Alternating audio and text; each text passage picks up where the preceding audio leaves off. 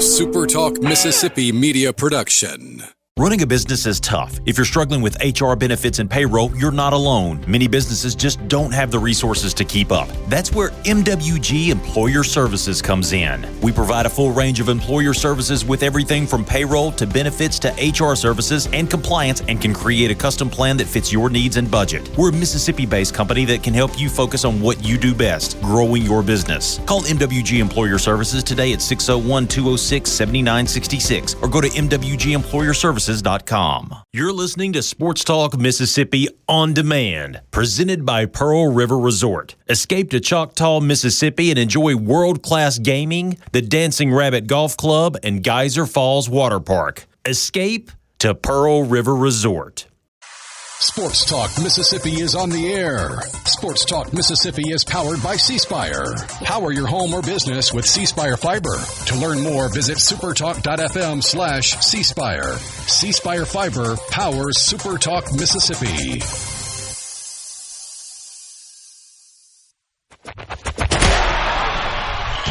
To the junction, in the Grove, and to the top.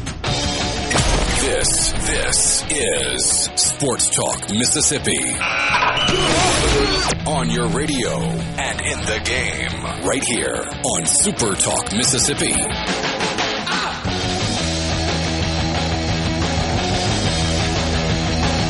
Well, everybody got back on track this weekend. Welcome in Sports Talk Mississippi. Michael Borkey and Brian Hadad with you as always. If you're watching on Super Talk TV, no camera for Hadad at the moment, working on it, but a much better picture of him. Oh, no. Much better picture of him. Oh, no, what have you done?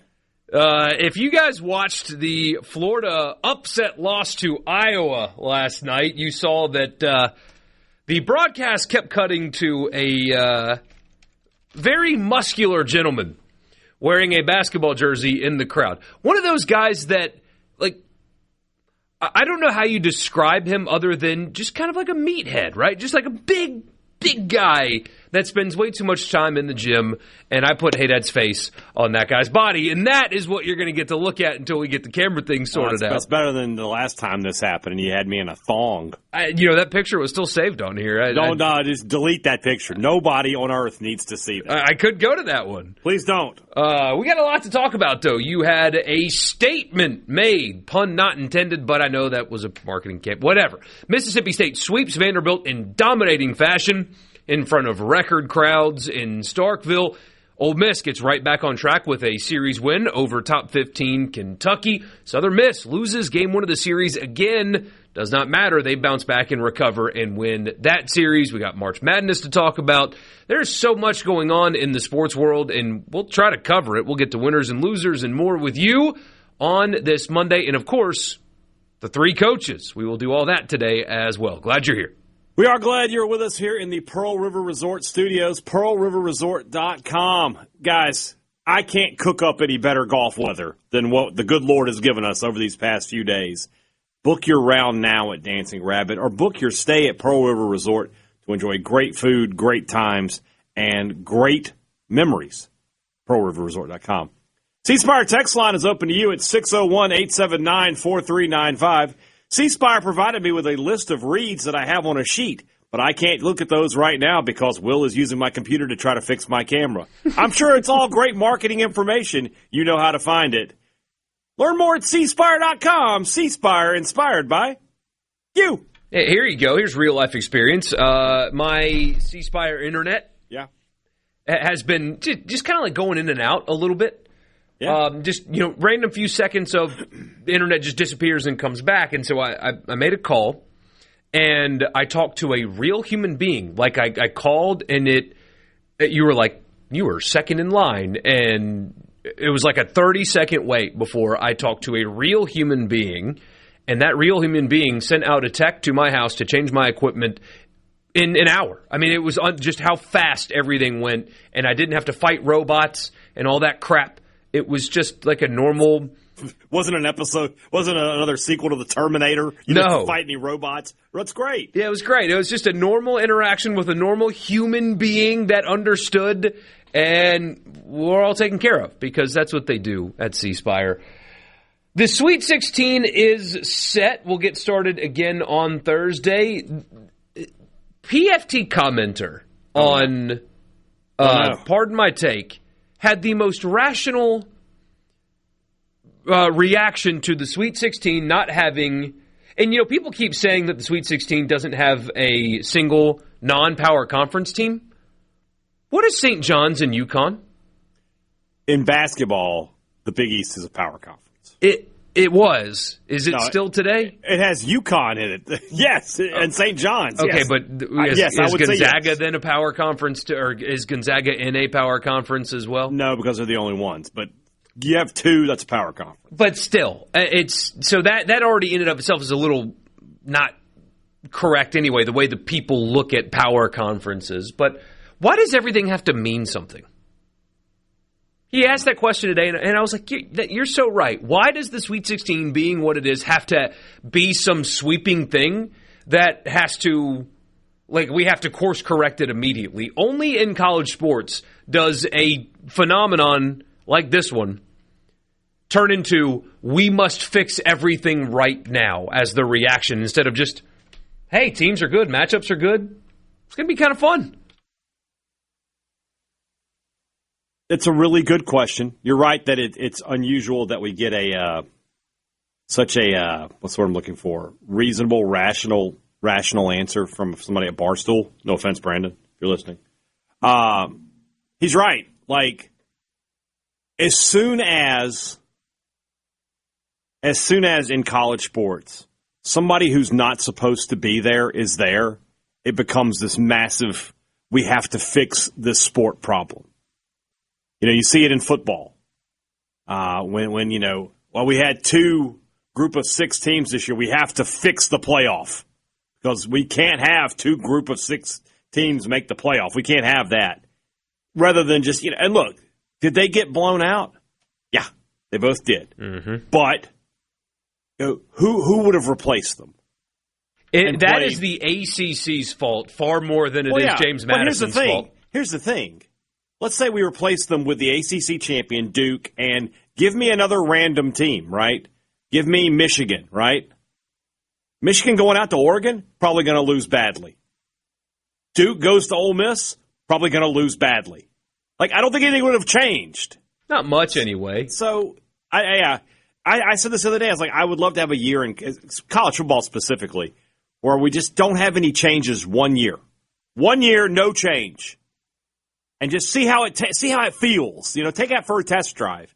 And I guess we're going to have the same problem now with baseball. With basketball. Apparently so. The matchups, Texas and Purdue. Texas an 11 seed, by the way. I saw some people trying to call them Cinderella. No, I'm sorry. Texas with Sean Miller, I don't care what their seed is. Not a Cinderella. You just don't even go there. That's ridiculous. I know what their seed is. They're not a Cinderella team. Iowa, Nebraska, that one should be fun. Nebraska won their first NCAA tournament game ever in this tournament, and Iowa making the Sweet 16 for the first time since I was 7, I believe. 1999, I think, is the last year they've made it this far. So some history in that matchup. Arkansas and Arizona, that's a big one. Arizona's 7.5-point favorite. I think I like the Hogs on that line. Illinois, Houston. That's all on Thursday. Yeah, Friday. I like having Acuff. How I would reply to that. I just like having Darius Acuff. That guy's great. Not good, great. Friday, St. John's and Duke. Rick Pitino, who was Pitino versus Duke. He was cold, by the way, when his point guard scored his first basket of the game to win the game. Didn't even another day in the hood for Rick Pitino. Oh, he's been there, done that. Alabama, Michigan. Michigan State, UConn, and Tennessee, Iowa State. That is your Sweet 16 coming up this week. So it should be some fun. It should be some fun. Also coming up this weekend, I don't know if you knew this, a pretty significant baseball series is on its way in Oxford. We'll do a lot of previewing of that one. What a week for State. Southern Miss tomorrow, and then 3 with Ole Miss. It's all in-state rivalry week for Mississippi State. No doubt. And we'll talk to all the coaches, and we'll do all that. Let's start in Starkville. Sure. Record crowds. Yeah. The cool stat is Mississippi State now owns all of the top 25 most attended on-campus games in college baseball. And if I did the math right, I've been to 20 of them. That's pretty awesome. Yeah. There's a lot of fan bases that talk like they're about it, and I mean that like across the board. Yeah. For Mississippi State baseball to own that stat, that is the most we are about it when we say we're about it stat among fan bases in the country. State fans are about that life. They are if about that life. Is going to college baseball games. Yeah, you're absolutely correct. Yeah, the Friday crowd, there was a moment before they announced the attendance, early in the game, I'm sitting there next to Robbie Falk, and I was just like, this is a big crowd for a Friday. Like, this looks like a Saturday kind of crowd. Like, I won't be surprised if this is like 11, 12,000. And then they announced, I think, just shy of 14. I was like, gosh, dog. And then I immediately went over to media relations. I was like, biggest Friday crowd ever. And if we did the math right, it is. That's the biggest Friday crowd. All the ones in front of them were Saturday crowds. And then Saturday they did it again, knocked Arkansas, who was the only other team that had a top 25 crowd, out of the countdown there. So when you hear my conversation with Brian O'Connor, I asked him about that, and I told him, I was like, were you surprised at how big these crowds were? Because I was. I was surprised at how big the crowds were. For the first SEC, I mean, you're playing an unranked Vanderbilt team. You know, what are these crowds going to be like, in 2 weeks when you play a top 10 Georgia team, a ranked Tennessee team, a LSU team that I have to assume at some point it will click for them. And but even if it doesn't. Even if it doesn't, it's still LSU. Yeah. Like, what are those crowds going to be like? I don't know the answer to that. So I guess the follow-up question as we go to break here is how many more people can actually fit inside the venue? We know for a fact about 3,000 because that's what the record is. That record is going to fall this year if State continues to win baseball games. Sports Talk Mississippi. We'll keep talking about this. Read some of your messages when we come back. Stick with us.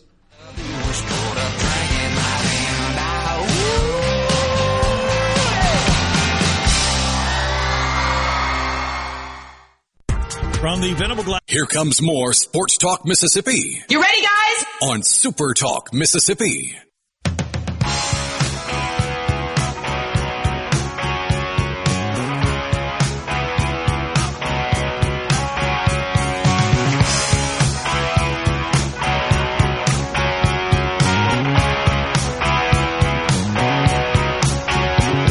Christian Ostrander will join us here in about 15 minutes from right now to talk about Southern Miss's series win after dropping Game 1. They back-ended that one, so we'll talk about that. Brian O'Connor, of course, in the 4 o'clock hour. Mike Bianco in the 5 o'clock hour. Winning all over the place this weekend. And glad you guys are here. To the text line we go. Dan in Hagsburg says, my son and I were part of that record, and it was tight. I don't know how many more you can squeeze in there. Cody says when it gets above 15K at Dudy Noble, it becomes really difficult to get food, bathroom, and move around. Another 5K capacity would be nice. And that game, what was that, I guess, 3 years ago with Ole Miss, where they set the record. Obviously I'm in the press box, so I don't have those issues. But, looking out into the concourse, into the right field plaza, it's just people. There is no, I'm going to walk across this, to the other side of the lounge or anything. You're just there. Wherever you're standing, that's where you are. And I could definitely see it being an issue with concessions and certainly with the restrooms. So then, because I've seen a lot of expanded. I don't know how you do it, though. That's the question. Where do you do it? And then this is not, people always take this the wrong way. I'm not saying that State doesn't have money to do things. it's not a money thing. It's just the way the stadium is built. There's nowhere to put any bleachers. Do you really want to do? You have a beautiful stadium, the best in the country and the biggest in the country already. Do you want to do a campaign? You can't start over, no. Right. So. And whatever you're going to do is going to cost a whole lot of money, and you don't need, quote-unquote, need. I did see an article on Facebook, though, Borkey, that State's about to create a $3.2 billion stadium. There you go. So that changes everything. The only thing I could think you can do, and I don't know how you would do it, is to create some outfield bleachers, above where the current bleachers are. And you could maybe do that, but I don't know how you do it. I don't know how you do it. My thought would be a more practical one because, again, you already built the crown jewel of the sport. And, you need – it would be wise for Mississippi State right now to not take on a baseball project, I think, generally speaking. They're not going to. I was going to say there is no stadium expansion or anything like that. Yeah. But if there's an opportunity for certain weekends to have like PGA Tour style temporary seating that you can put somewhere beyond the outfield wall that they can really stack up high. I mean, hey, I know you haven't been to many golf tournaments, but they can take those temporary bleachers and make them super tall. And it's obviously safe because they do it every single week there. Stuff like that is probably more practical. Where do you even do something like that, though? Yeah, I think you just kind of because here's the thing. Whatever you're doing it for like 4 days a year. Like that's how many times you're going to have those kind of crowds, right? Think about Mississippi State's home schedule, right? There's 5 Saturdays in there. Maybe you can add a couple Fridays. But, like, no non-conference games, no midweek games are going to need that kind of seating, right? You're doing it for 5 days. And if you talk about super regional, maybe another 8, a total of 7-8 days out of the year. I don't know that they're going to do that. They got to do something to help with the crowds, as you mentioned. And I'm sure that they're already looking into that if they haven't been already. I mean, look, it's... The demand like this wasn't there the last couple of years. Right. They still had good crowds. I mean, that record crowd that we're talking about was 2 of the worst teams, 2 teams that missed Hoover. Isn't that wild? And that's the best crowd in Mississippi State history. So, yeah, State fans will show up. They'll support the team. They want to be there. But this is just a debate that State fans have every year whenever there's a big crowd. And I just don't think the university is going to commit to anything when we're talking about something that's an inconvenience at most 2 weeks out of the year. I just don't think it's going to happen. I could be wrong, but I just don't think it's going to happen. And, they can do temporary concessions and stuff and, mobile bathrooms and things to kind of ease the chaos of the concourse situation. Because I saw a lot of that. It was like the concourses can't hold this. Well, you can do things to kind of expand those and stuff like that. But it's a really good problem to have, right? If you're going to spend as much money on baseball as Mississippi State spends, the best way to justify that cost? Putting crowds like that in the stadium that are spending a bunch of money to be there for 3 days. Right. What was it over 40,000 people over the 3 days? It was the two Friday, Saturday were 14,000 and then 12 yesterday. That's wild. In a good way. It's a complimentary wild. That is wild. That a college baseball regular season matchup featuring, I know Vanderbilt's a brand in college baseball, but it's not a brand that you hate. They didn't bring any fans. And they didn't bring anybody. And State fans hate the Whistler. You don't hate Vanderbilt. Who There's wasn't not there. That who Praise the Lord didn't come to the games. But it wasn't Ole Miss. It wasn't LSU. It wasn't Arkansas. It was unranked Vanderbilt, and that's what you put into your stadium. And you'll have 34 to 36,000 this weekend in Oxford for those 3 games as well. And you'll have a big crowd in Starkville tomorrow with Southern Miss coming in. I think that'll be as good a midweek crowd as you can get. Plenty of people are this is college baseball in the state of Mississippi. Sellout crowds are not the what's the word I'm looking for? They're not the outlier. They're the norm, So, it is inconvenient. I absolutely understand where people are coming from, where you have to go out and stand up the whole game and all that, but I just don't see a solution unless you're going to commit big money to refurbishing and rebuilding or renovating a stadium that is 7 years old. And you already spent $60 million on it. I just don't see that happening. No. Somebody says leave it as is and just raise ticket prices, make it as profitable as possible. If you were here, I'd slap you on the forehead. You're probably right. That's probably what you have to do, and probably what they're going to do. The left field lounge is some of the most underpriced real estate in the Southeastern Conference. Like what they charge versus what they could charge. There's a big gap. There's a big gap. Because if you doubled the price tomorrow, they would all sell out. If you tripled the price tomorrow, they would all sell out. And I imagine at some point some changes are coming there. Some changes will probably be coming there just because you have to have money. And that's an asset you're sitting on. It's an underappreciated asset. Mm-hmm. And look, you're spending a lot on baseball, and so do you want to spend even more? Well, they gotta get it from somewhere. Yeah, I hate that though. It just is what it is. It is what it is. Sometimes you have to, and it sucks. But sometimes you have to. Somebody says also goes to show how much bigger and more important football is. No kidding. I mean, 40,000 is a bad crowd in the football stadium. Yeah. If everybody who came to baseball this week, we're making an assumption that they're not all the same people, right? We're saying if 40,000 individual Mississippi State fans came to a football game and that's all that came, I would be on here Monday, like you would be peppering me, like, where are the fans? Yeah, that's like a crowd for your FCS game after a bad start to the season. I mean, that's, but no, really good stuff. I mean, that's awesome. It's a very clearly a fan base that cares about it more than all the others, and that's not hyperbole. Mississippi State fans care about baseball more than every other fan base in the United States of America. They do. And, somebody at Sports Talk Arkansas would call me crazy. Somebody at Sports Talk LSU would call me crazy. I don't think I am, and I think I can defend it with gestures to the attendance records. Yeah. Just here, look at this chart, guys, and that's all you need to know. We had 40,000 this weekend in Starkville. We'll be well over 30, between 30 and 35, 36,000 this weekend in Oxford.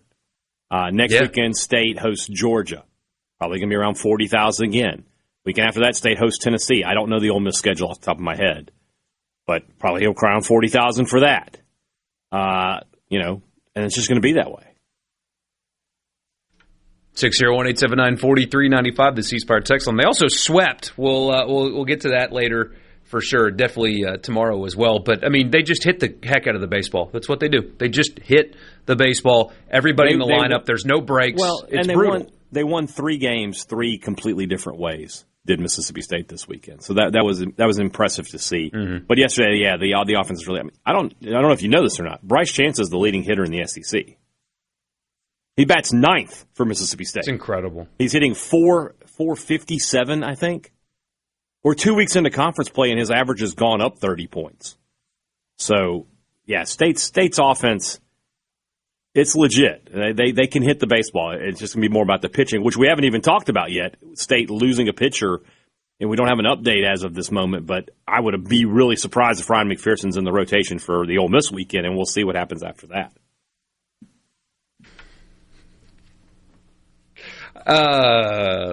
Couple texts made me laugh, but I'll have to take your word for it.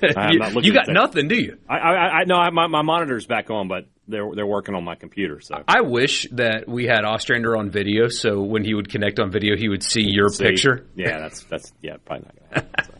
So. He will join us when we come back. Sports Talk Mississippi. Don't go anywhere.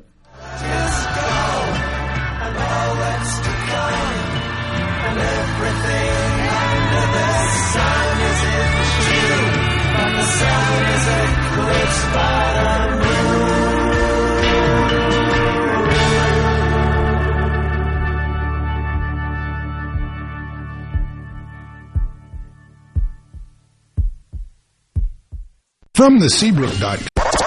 What do they want? Exciting news. Brace yourself. More Sports Talk Mississippi. Now.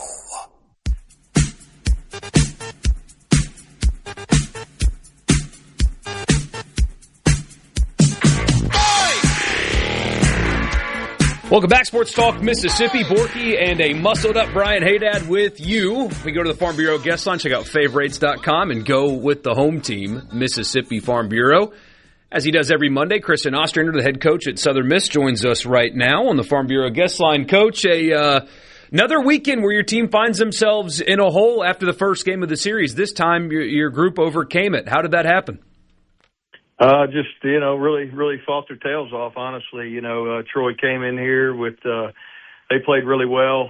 They were getting after it too. And, they got us, 6-5 Friday and then backs against the wall Saturday. And I thought we played a good game and got that one done. And then, did what we didn't do the week before. Was able to, stay in it and have a chance to win that game on Sunday and ultimately did. So, just proud of the guys. They fought really hard, man, and just trying to protect our our home and did what we really needed to do.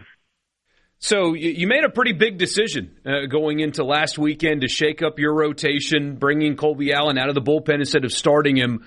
What went into that decision? Why did you make that move when you did? Just been watching Colby, for 5 starts, and he's done a fine job, but it just didn't look exactly the same as the Colby Allen that we saw that was an All-American in a bullpen role and a back-end role, and been feeling it, been searching for, answers with that, whatever, and just really ultimately had a, long heart-to-heart talk with Colby and, man-to-man, and he kind of felt the same. He felt like, maybe that role is, he needs that adrenaline rush. He needs that moment to help him get to where he needs to be, and felt really good last Tuesday when he came in Biloxi, and then he said he felt really good Friday as well, and I thought he pitched well. So really that was it, just trying to put guys in the best places to allow them, the most success. Yeah, does it? I know you've been coaching for a long time. You've been in this for a long time. But does it ever feel validating when you move a guy to the pen and then you bring him out of the pen on Friday and he delivers for you the way you expected? Oh, sure. Yeah. I mean, you look like an idiot if, things don't go your way with that. But, a lot of confidence in Colby. But, it is. And again, like I said, we could have continued starting. I mean, he was going to go log his innings and fight and compete. But it just, that moment out of the pen for him just really feels like that's the right costume for him. And I think this staff is built to where, a good bullpen might can even get stronger. And now you just got to find a couple other guys to help you, be openers for a game, if you will, or whatnot, and allow you to go to work with that pen. So is that how you're going to approach this moving forward? Is the opener on the table, or are you looking to hammer down more of a traditional weekend rotation? It's to be determined. Honestly, Grayton Harris is going to stay on Friday, and he's proven his capabilities of being able to get you some length, and there's other guys that have the ability to do that, and may haven't as delivered as much yet as we hope, but we got a lot of good pieces, a lot of good arms that you can find ways to get creative with them to get them in there more as well, and using that style in theory, if you have a bullpen that's built on that, and I feel like we do, then that can be very productive too. I mean, traditional or non-traditional, you got to use the pieces where you think gives you ultimately the best chance to go and try to capture series, and so that's what we're going to do. Now, you bring 2 guys out of the pen, in Sibley and Sundstrom, and they gave you an extended outing, but out of the bullpen. What is it that makes a guy better suited for a long reliever role than a starting role? What is the difference for guys like that? I think there's some that, when you see the guys that can be what we call bridge pieces, go, 3, 4, 5 innings out of the bullpen. I mean, those guys certainly could start for you too, more than likely. But, it's just the value of having them, one weekend. You might not need them to be as long, and you might get two relief appearances out of them in a weekend. But then when the time calls for you need a guy like we did this week to be able to go deep and go long, it really got you to your back end pieces, and that's kind of what you're chasing, through the game, and you like trying to get stronger as you go when you can, and again, I know I sound like a broken record, but I think this staff has the makeup to where we can do that, and hopefully, it sets up to where we can just continue to go to guys to where you feel like you're building up and getting stronger towards that back end. So you lose game 1 of the series. You turn around, and Troy kind of pops you guys in the mouth a little bit with a 2 spot in the first, and your team fought back and really controlled that game. And then the same thing happened in game 3 of this series, Coach. Your team digs themselves a hole, a much bigger one in the third game, but they just battled back and were able to execute, obviously, and win the games. Is that a character-revealing moment for your team? Oh, so we've seen it before. There's been moments before earlier in the year where, that scenario would happen and there wasn't any panic. And just ultimately the offense started, finding ways to produce some runs. And we did that both days and able to get some separation on Saturday, later in the game offensively. And then yesterday it was, you're down 4-0 after 2. And but you end up winning 5-4. And, so it's a good, there's a lot of different ways to win and a lot of different types of wins and stuff, and that was one that we had to come back from. So moving forward, that's another good building block of proving to ourselves that, hey, you're not out of it. You can keep fighting, take it one pitch at a time, and you got a shot. A big one coming up tomorrow, a team that you've already played and beaten earlier this season in Mississippi State, this time obviously on the road. Have you announced or decided on your pitching plans for that game yet?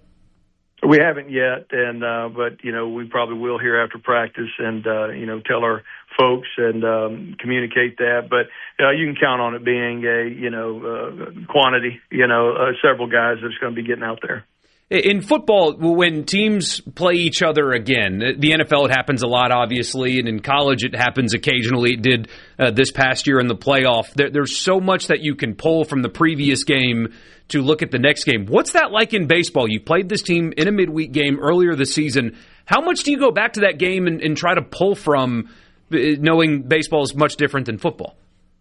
Well, I mean, you're obviously going to go back and watch, the ABs against, their hitters or against their arms. So you got a little more information because you've seen it live with your eyes. But, that was a while ago. And, so I'm sure there'll be guys in their lineup that maybe we didn't see that night. And probably some arms that we might not have saw. So we have to do our homework and just prepare for it, just like we did, about a month ago or 3 weeks ago, and just get ready for obviously a really, really good opponent, especially, I think they're 16-0 at home this year. So, we're going to have to go play well. We know that. We're going to have to go and just, try to stand toe to toe and, and just compete and one pitch at a time and see where it falls.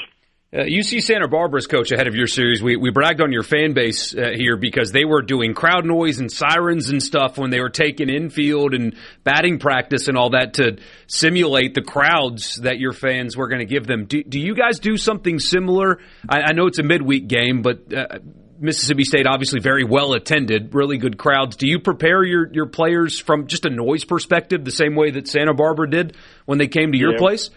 We've just been doing nothing but cowbells, practice today, just letting them ring them and stuff. So bringing everybody from the streets out here, we're here to get a cowbell and ring it. No, I mean, I get it. No, it's going to be, and we've played in some, loud environments and stuff, and I'm not saying it matches that. I know that's, the cathedral there and stuff. So it's, it's going to be fun, man. That's what you want to do. You want to go play the best, and they're one of the best, and we look forward to going over there and trying to beat them on their own home turf. And I know you guys are one game at a time, but looking ahead to this weekend, Appalachian State coming to your place, what do we need to know about the Mountaineers?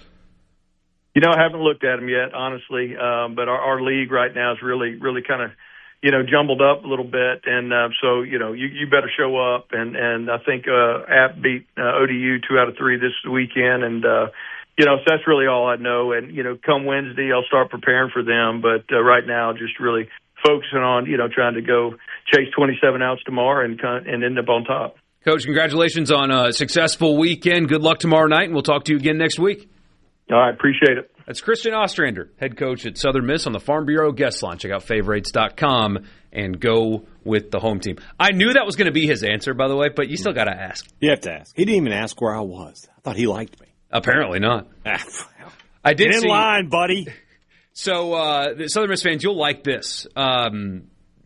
Obviously, South Carolina now has a job opening because I can't believe it didn't work out with Paul Maneri. I am shocked, Hadad, that a guy years out of coaching who was adverse to everything about modern baseball didn't work. But, whatever. There's been some talk in South Carolina circles that, hey, look at what this guy at Southern Miss is doing. We should go get that guy. I believe it was South Carolina's On3 site that said, we asked about whether or not Ostrander would be a candidate, and the word from the Southern Miss side, like people close to Ostrander, were like, he's not leaving. Don't even bother talking about him anymore. Yeah, so I feel like Christian Ostrander has a great thing going at Southern Mississippi. The only way he would consider leaving is if that'd have to be one of the ultimate can't miss, can't say no kind of jobs. And we'll see if one of those opens up for him. But South Carolina is not that job, I don't think. You're not that guy, buddy. You're not that guy, buddy, especially not right now. So I did see that, figured you guys would like that if South Carolina people want your coach, and apparently the message has been sent that don't bother. Don't bother, guys. I'm good where I'm at. So, join us on the Farm Bureau guest line. Check out favorites.com and go with the home team, Mississippi Farm Bureau. We'll be back. Electric Avenue. Electric Avenue. Electric Avenue. Electric Avenue. From the Venable More Sports Talk Mississippi now.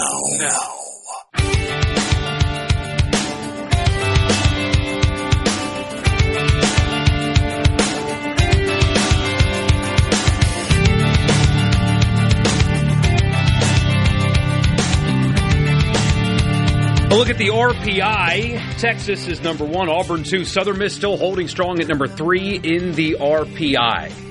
Now, obviously, the schedule will harm that a little bit, but Southern Miss has more Quad 1 wins than any team in college baseball right now. As we've talked about, the business that they took care of in the non-conference is going to carry them a long way. If they just play within their means in Sunbelt play, they'll be hosting because of what they did in the non-conference. Something happened to their schedule, though. They had 10 Quad 1 wins last week. Somebody's dropped. Somebody did drop. Must be Louisiana Tech, if I had to guess. But still, very, very good for Southern Miss. Ole Miss at 5. Ole Miss is up there. The Ole Miss's schedule right now actually is doing them a lot of favors, if you can believe that. I know it didn't draw like the fanfare, but Ole Miss, their schedule strength right now is very good. And by the way, they went to Texas and also have played, at the time, top 15 Kentucky. So Ole Miss in really good shape right now as well. It is Louisiana Tech, just to clear everything up for the audience. A Quad 1 road win needs to be between 1 and 60, and Louisiana Tech has dropped to 66. So root for Louisiana Tech. So you want Louisiana Tech to continue to win games. Yeah, Ole Miss at 5 with a strength of schedule of 3 right now. Southern Miss's is 4 at the moment. Mississippi State is 10 in the RPI, so they keep making that move north in the RPI. Where were they 2 weeks ago? They were down in the 30s, I want to say. Something like that. The non-conference strength of schedule 103 for Mississippi State. You know what hurts State a lot? They picked up 3 Quad 4 wins this week at home against Vanderbilt. Isn't that wild? Quad 4 is a home between 101 and 309, and Vanderbilt is currently, I just had it, 178. That is unreal. As it sits here right now, let me just see something here. If State were playing LSU this week, those would also be Quad 1 wins if State could get them. LSU's at 110 in the RPI. Alabama at 11, Florida 12, Kentucky 14. So even though it was at home, those wins will hold up nicely for Ole Miss. Mm-hmm. A&M at 17, Oklahoma 21, Tennessee 24, Georgia 43, Arkansas 61, South Carolina 93, LSU 110, Missouri 118, and as you said, Vanderbilt 177 is Vanderbilt. There's a text here on the C Spire text line that our theory was correct. Vanderbilt, LSU, those were 2 not good teams playing each other. Somebody just had to win. But it's fascinating to see. Vanderbilt scored, I believe, 16, 13, and 9 runs against LSU. And against State, they had 2, 2, and 7. And in the 7 game, in the last game of the series, I can't help but think that the pitcher, Duke Stone, who gave up 4 home runs, was told, look, we're going to score on these guys all day. Just throw strikes. Just pound the zone. Whatever happens, happens. They're not going to hit a 6-run home run. Just throw strikes. And he did. And Vanderbilt's a good hitting team. They were able to finally take advantage of that. There's your RPI. Anything else? So we'll obviously talk with Brian O'Connor here in a little bit. Mike Bianco coming up later as well. Anything around the SEC, though, that popped to you this weekend? Well, yeah. I mean, there were a lot of interesting results. First off, Alabama sweeping Florida. That's a huge result for the Crimson Tide. They got swept first week by Kentucky. Yeah. And then they kind of turn around and sweep what I thought was a good Florida team. A no-hitter on Friday. Complete game no-hitter by their starter. He was the SEC pitcher of the week. Oklahoma, loses on Friday but bounces back and gets those 2 games. So now LSU is sitting at 2-4. They've got Kentucky this week. There's a glut of teams at 4-2 on top of the conference. Nobody's at 5-1. 4-2. I think there's 7 teams that are 4-2, Mississippi State among them. Obviously, South Carolina firing Paul Maneri, and then immediately should have won the series from Arkansas. If you watch the Saturday game, they had an error in the 9th inning that cost them the tying run, and then they lose in the 10th. They should have won. And by that same token, Texas should be undefeated in the conference. They've lost both Friday night games on just weird games where they had a 9th inning lead. Give up the grand slam to Becerra. Yeah. They end up losing. And then if you haven't seen it, Borky, the play in the Auburn game, I've never seen that happen before where a center fielder goes to scoop up a ball like he's the shortstop, and it just rolls under him, and what should have been a 1-run single turns into a 3-run single, and you lose the game. And you see the Texas infielder is catching some heat because the game was clearly over, and Auburn was mobbing the runner at home plate, and he picks up the ball and just heaves it at him. Well, got to do what you got to do, I guess. But yeah, Texas has given away 2 Friday night games. They could very easily be undefeated in conference play. So that, them getting 2 at Auburn shows that they're probably the best team right now. They're that good, yeah. That's a good baseball team. Ole Miss beating Kentucky, and that Saturday game was a very typical game 3. Back and forth, a lot of runs, but Ole Miss found a way to get it done. I thought that was a great series win for them, and now they're set up for success if they can, defend their home turf again this weekend. Big one this weekend. Just some interesting results around the SEC. When we come back, winners and losers. You know the drill by now. What did you like from the weekend? What did you not like from the weekend? Send them in on the C Spire text line, 601-879-4395. 601-879-4395. We'll get to your winners and losers after the news. Stick with us.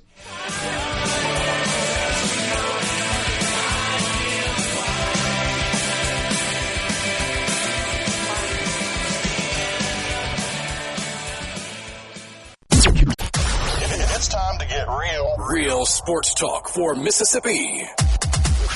It's time for you to get real with it. Sports Talk Mississippi continues on Super Talk Mississippi.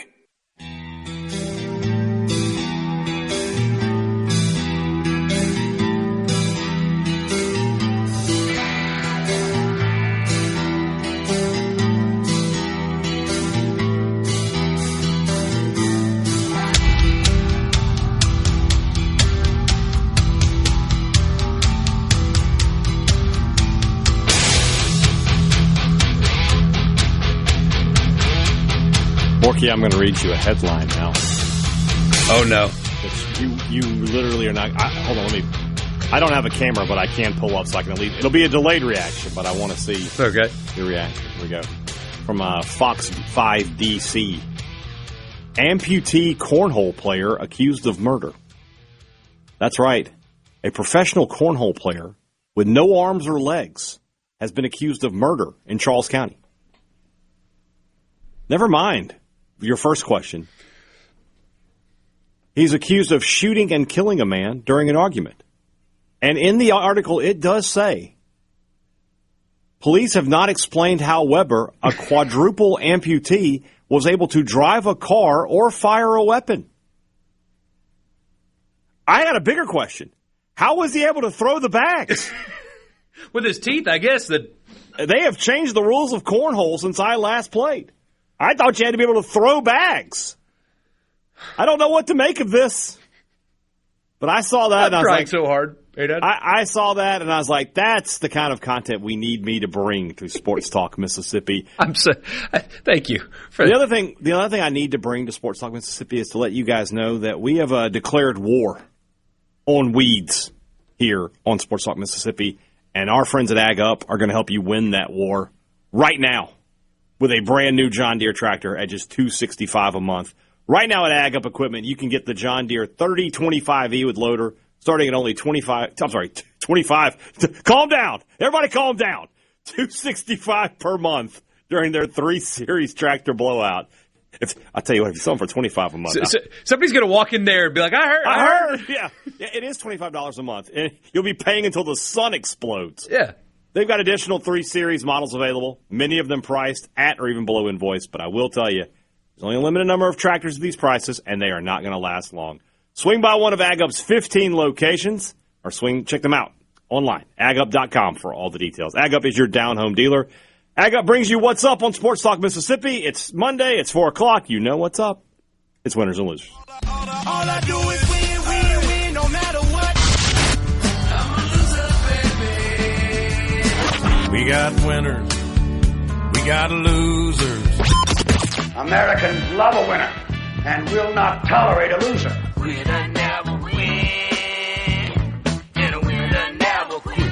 What'd you like from the weekend? What didn't you like? Let us know on the C Spire text line at 601-879-4395. Michael Borkey, what is your winner this weekend?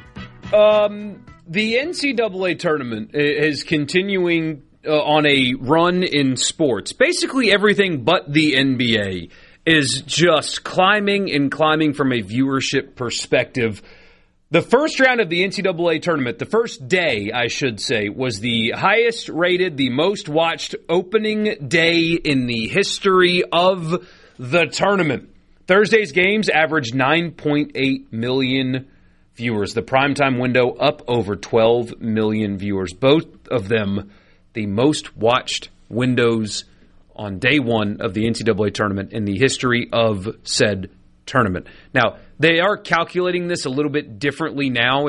Frankly, it's more accurate, which is partially contributing to the number increase.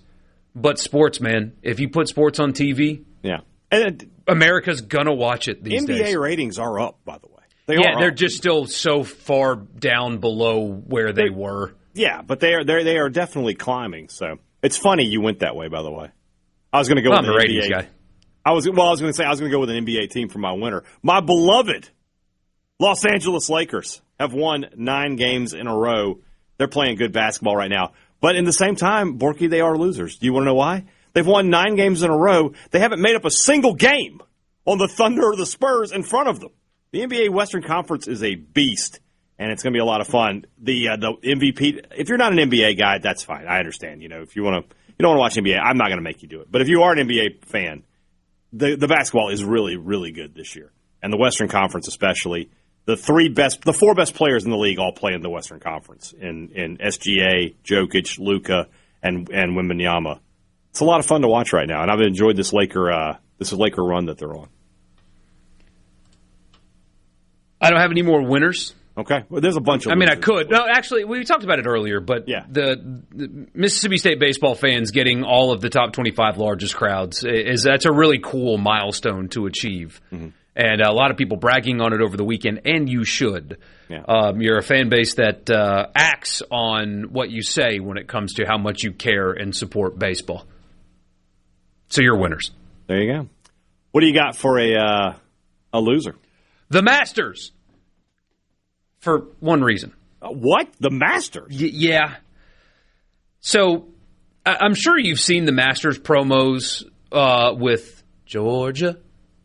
I think I have, yeah. Oh, and they're awesome commercials. It's just B-roll of like the sun rising over the property, and you just have a classic song playing with a classic singer.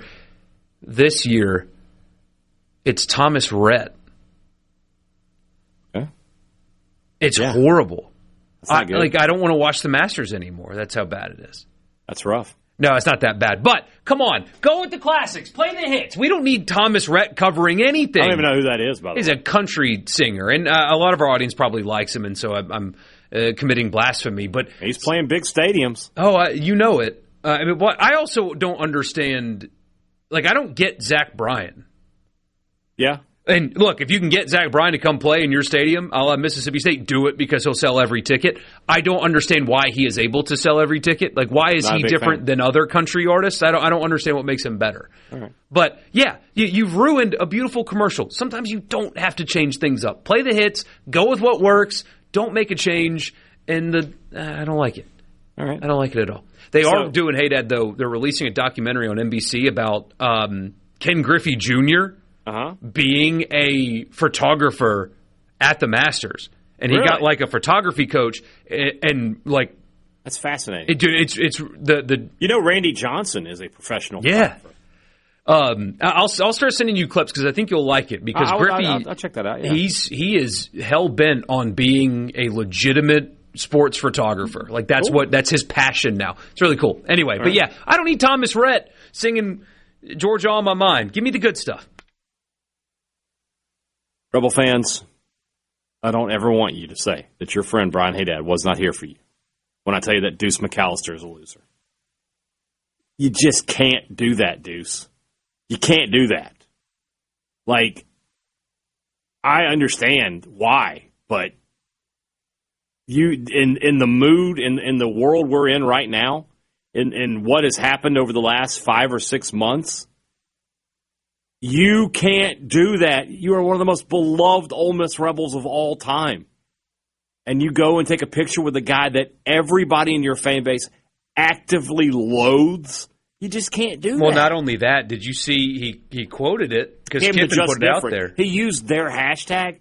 Let me tell you something right now. Mm-hmm. Beloved as Dak Prescott is, if he had been at Dan Mullen's, taking a picture with Mullen like less than 2 months after he took the Florida job, that would have had backlash to it, and this will as well. That's just not what you needed from one of your most beloved alums. And, from his perspective, I have a feeling he just did – his son was there for junior days. His son's a prospect. He was there. Deuce does a daily radio show in Louisiana. Mm-hmm. I get why you're meeting Lane Kiffin. I get that for a lot of reasons. Why, yes. But you can't do what he did. Take the picture. You don't have to tweet it out, and you certainly don't have to put the hashtag on. You could have tweeted out that picture and been like, well, sometimes as a dad, you got to do what's best for your kid. Yes. You could have given the backstory of what you're doing. To just put the LSU hashtag that they're using up on there, it's a bad look. It's a bad look. The worst part is, hey, Dad, Lane is using that now. He's using it, yeah, exactly. And he knows that Deuce is facing, like Ole Miss fans don't like it, and it's going to make things more difficult for Deuce now, and he doesn't care. He doesn't care about that. So that's a tough just pill to swallow. a major miscalculation on his part, and then again, you can't do stuff like that with Lane because he takes advantage. He takes advantage, and now he knows he's making today more difficult for Deuce. He knows he is, but he does not care. Doesn't care. Doesn't. Not one bit. And he never will. Not one bit. Trying to think if there's anything else around the weekend that stood out to me as far as losers go. Not a great second round for the SEC. You know, Kentucky out. Florida should be a loser here. The reigning champs don't even make it to the SEC, the Sweet 16, and just played poorly. They just played poorly, man. That defensive call at the end to give up that game win was bizarre. You did not have to press there at all. You did not have to press, and then you get the ball, and your point guard, you got to shoot, buddy. You don't have time to drive and pass, so bad for Florida. They're a loser. We will get to your winners and losers after we hear from Brian O'Connor after a dominating sweep over Vanderbilt. We will do that when we come back.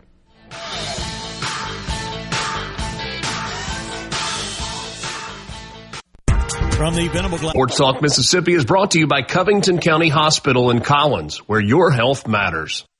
Your number one for Sports Talk. Anyone? Come on, don't be shy. Sports Talk Mississippi. Bingo, man, bingo. Super Talk Mississippi. We go to the Farm Bureau guest line. Check out favorites.com and go with the home team. Coach Brian O'Connor joins us on a Monday, as he always does. Coach, the phrase for the coaching profession, pleased but never satisfied. Would that be an apt description of your weekend in Starkville? Oh, 100%, Brian. Very, very pleased with how our guys played great, consistent baseball. The thing that really jumped out to me this weekend, Brian, was our pitching. Really, Vanderbilt has shown tremendous offensive numbers up until this weekend, and what we did on the mound, especially from a reliever standpoint, was very, very impressive. And certainly we had a big offensive day yesterday and did what we needed to do in Game 1 and Game 2. And so just very, very pleased. But now we move forward and get another shot at a really talented Southern Miss ball club. Well, you had to know this question was coming. Ryan McPherson leaves the game early on Friday. You told us yesterday that he was planning to have an MRI, and you were hopeful to have the results back. Do you have those back yet? Do you know what the status is for Ryan McPherson? We don't. We're talking to some different people right now and trying to figure all that out. So there's no status update on him at this time. Let's just say that he's out this weekend, which is probably a reasonable assumption at this point. How do you want to handle your rotation if that's the case? Is that a move everybody up and figure out Sunday, or is that leave your Saturday, Sunday guys in place and figure out Friday kind of situation? Yeah, well, Coach Parker and I have started conversations about that. The big factor in that is, the amount of pitches and the intensity that Tomas Valinkas pitched with on Saturday. And, you want to keep those guys healthy. So that's what we're evaluating right now is, okay, do we leave Valinkas on Saturday, Stone on Sunday, and figure Friday out, or, do we move up a day? And so a lot of that has to do with how these guys feel over the next couple of days moving forward to make that decision. Do you have to take into account the fact that you play a Thursday, Friday, Saturday series next weekend, so you might have to move Valinkas up 2 weeks in a row? Yeah, that's definitely a big factor of it. And so, again, yes, you have to do what you need to do to win the games in front of us, but you have to keep the long term in your mind as well and keep these guys healthy. And so that's a factor as well. You've got that issue, and then the next weekend you're bumped up another day. So all of that will factor in, and we'll know a lot more over the next couple of days. So since you've taken this job, and you mentioned it a couple of times this past weekend, you've talked about the fan support you receive here at Mississippi State. And I knew you knew there were going to be big crowds for your team here, but were you surprised even this weekend at how big the crowds were? Because I will tell you that I was, especially that Friday crowd. That's the biggest Friday crowd in school history. I was not expecting almost 14,000 on a Friday. No, I don't think about it too much, other than I know that the fan support here has really rallied around this team and the excitement of how we're playing. I mean, the great example, Brian, that is the opening day crowd, right? To have over 13,000 on an opening day against Hofstra, just with mild, decent weather is impressive. So, yeah, I was a little bit shocked that it was at the number that it was. Wasn't too surprised about Saturday, but that Friday night crowd was, really opened some eyes and was great to see, and just, again, continues to show that how much the fans here appreciate the players that wear this uniform. So you had 3 wins this weekend. All 3 games were really different. Friday, your pitching kind of got you into some jams, but then it got you out of those jams. Saturday, you mentioned Tomas, just a dominant performance from him on the mound, and then Brendan Sweeney really good in relief. Sunday, you have that offensive explosion, and you run Rule Vanderbilt in that last one. As a coach, is it almost kind of satisfying to see, hey, we're winning these games differently. These are all different games. We're different scenarios. It's almost like a practice where you can set up, hey, this is the situation. Let's go from here. Yeah, Brian, I'd say that's a great observation, right? That I've always believed this, that great teams – right? Great teams find ways to win games and win series in different ways, right? Some days it requires an elite level pitching performance, and that might be a 4-3 win, a 5-4 win, whatever it is. And then some days you need to be more offensive. And so this weekend was a great example of that, you don't know on each day what it's going to take to put your team in a position to win. And the fact that we were able to win in some different ways this weekend was impressive. So I don't know how deep into the analytics that you go as a staff. Do you guys track BAT-BIP?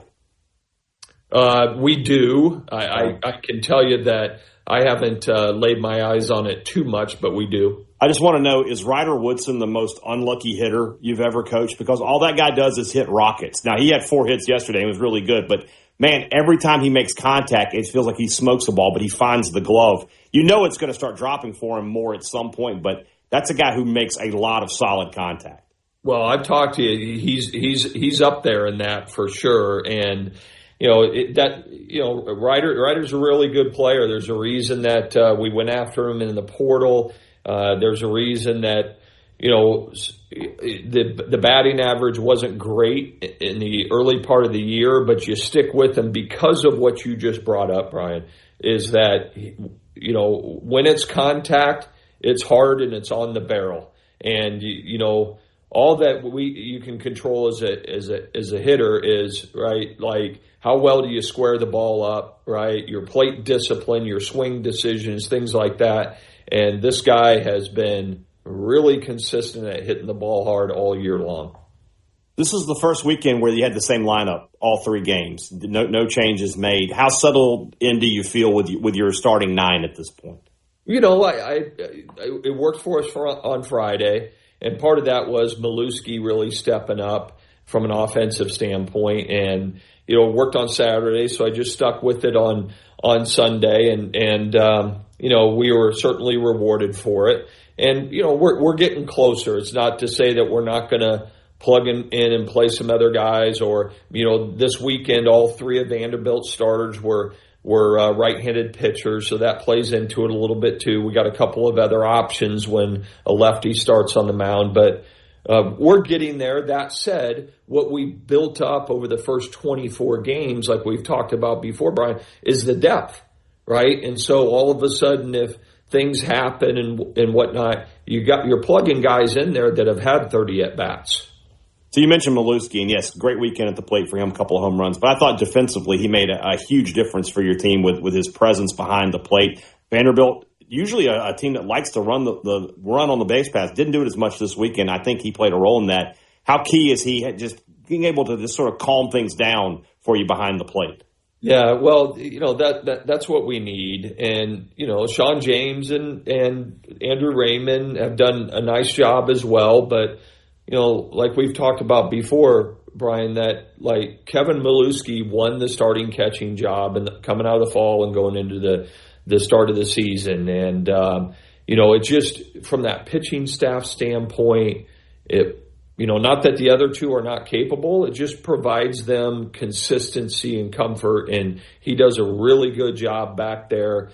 He's calm, he's comfortable now, and, really starting to play good, consistent baseball.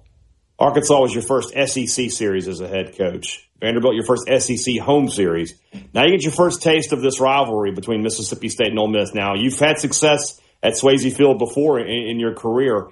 As a coach, do you kind of rely on your players a little bit here who played in that stadium, who've played against Ole Miss, to give you an idea of how intense this game and these 3 games are going to be?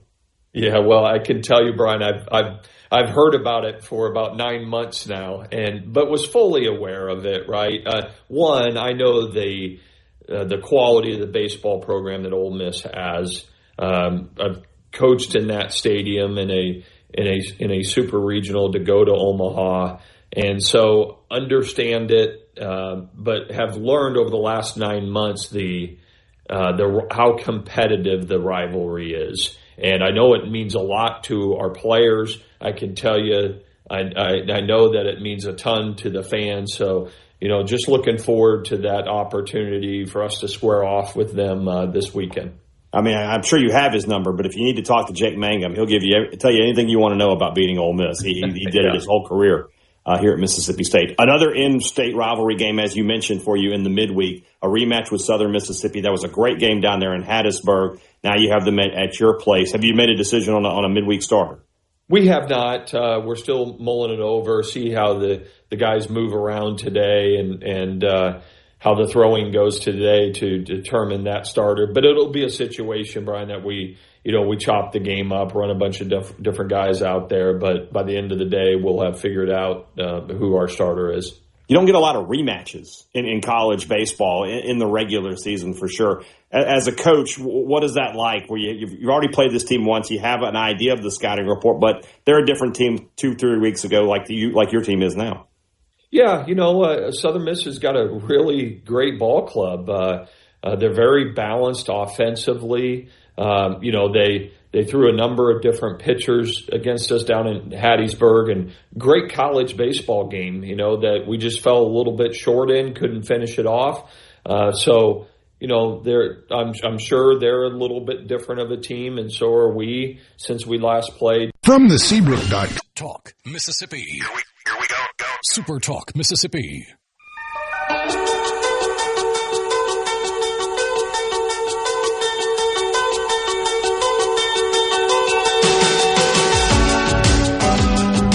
Couple of things here. Sorry that interview cut off. It just ran a little long. He didn't have anything really important left to say. Mississippi State has announced their midweek starter. It will be Chris Billingsley going on the mound for the Bulldogs to start the game. But as Coach O'Connor told us there, a group effort for sure coming tomorrow. And of course, Coach Ostrander said the same thing about his team as well. I got a story to tell you, though. You'll laugh.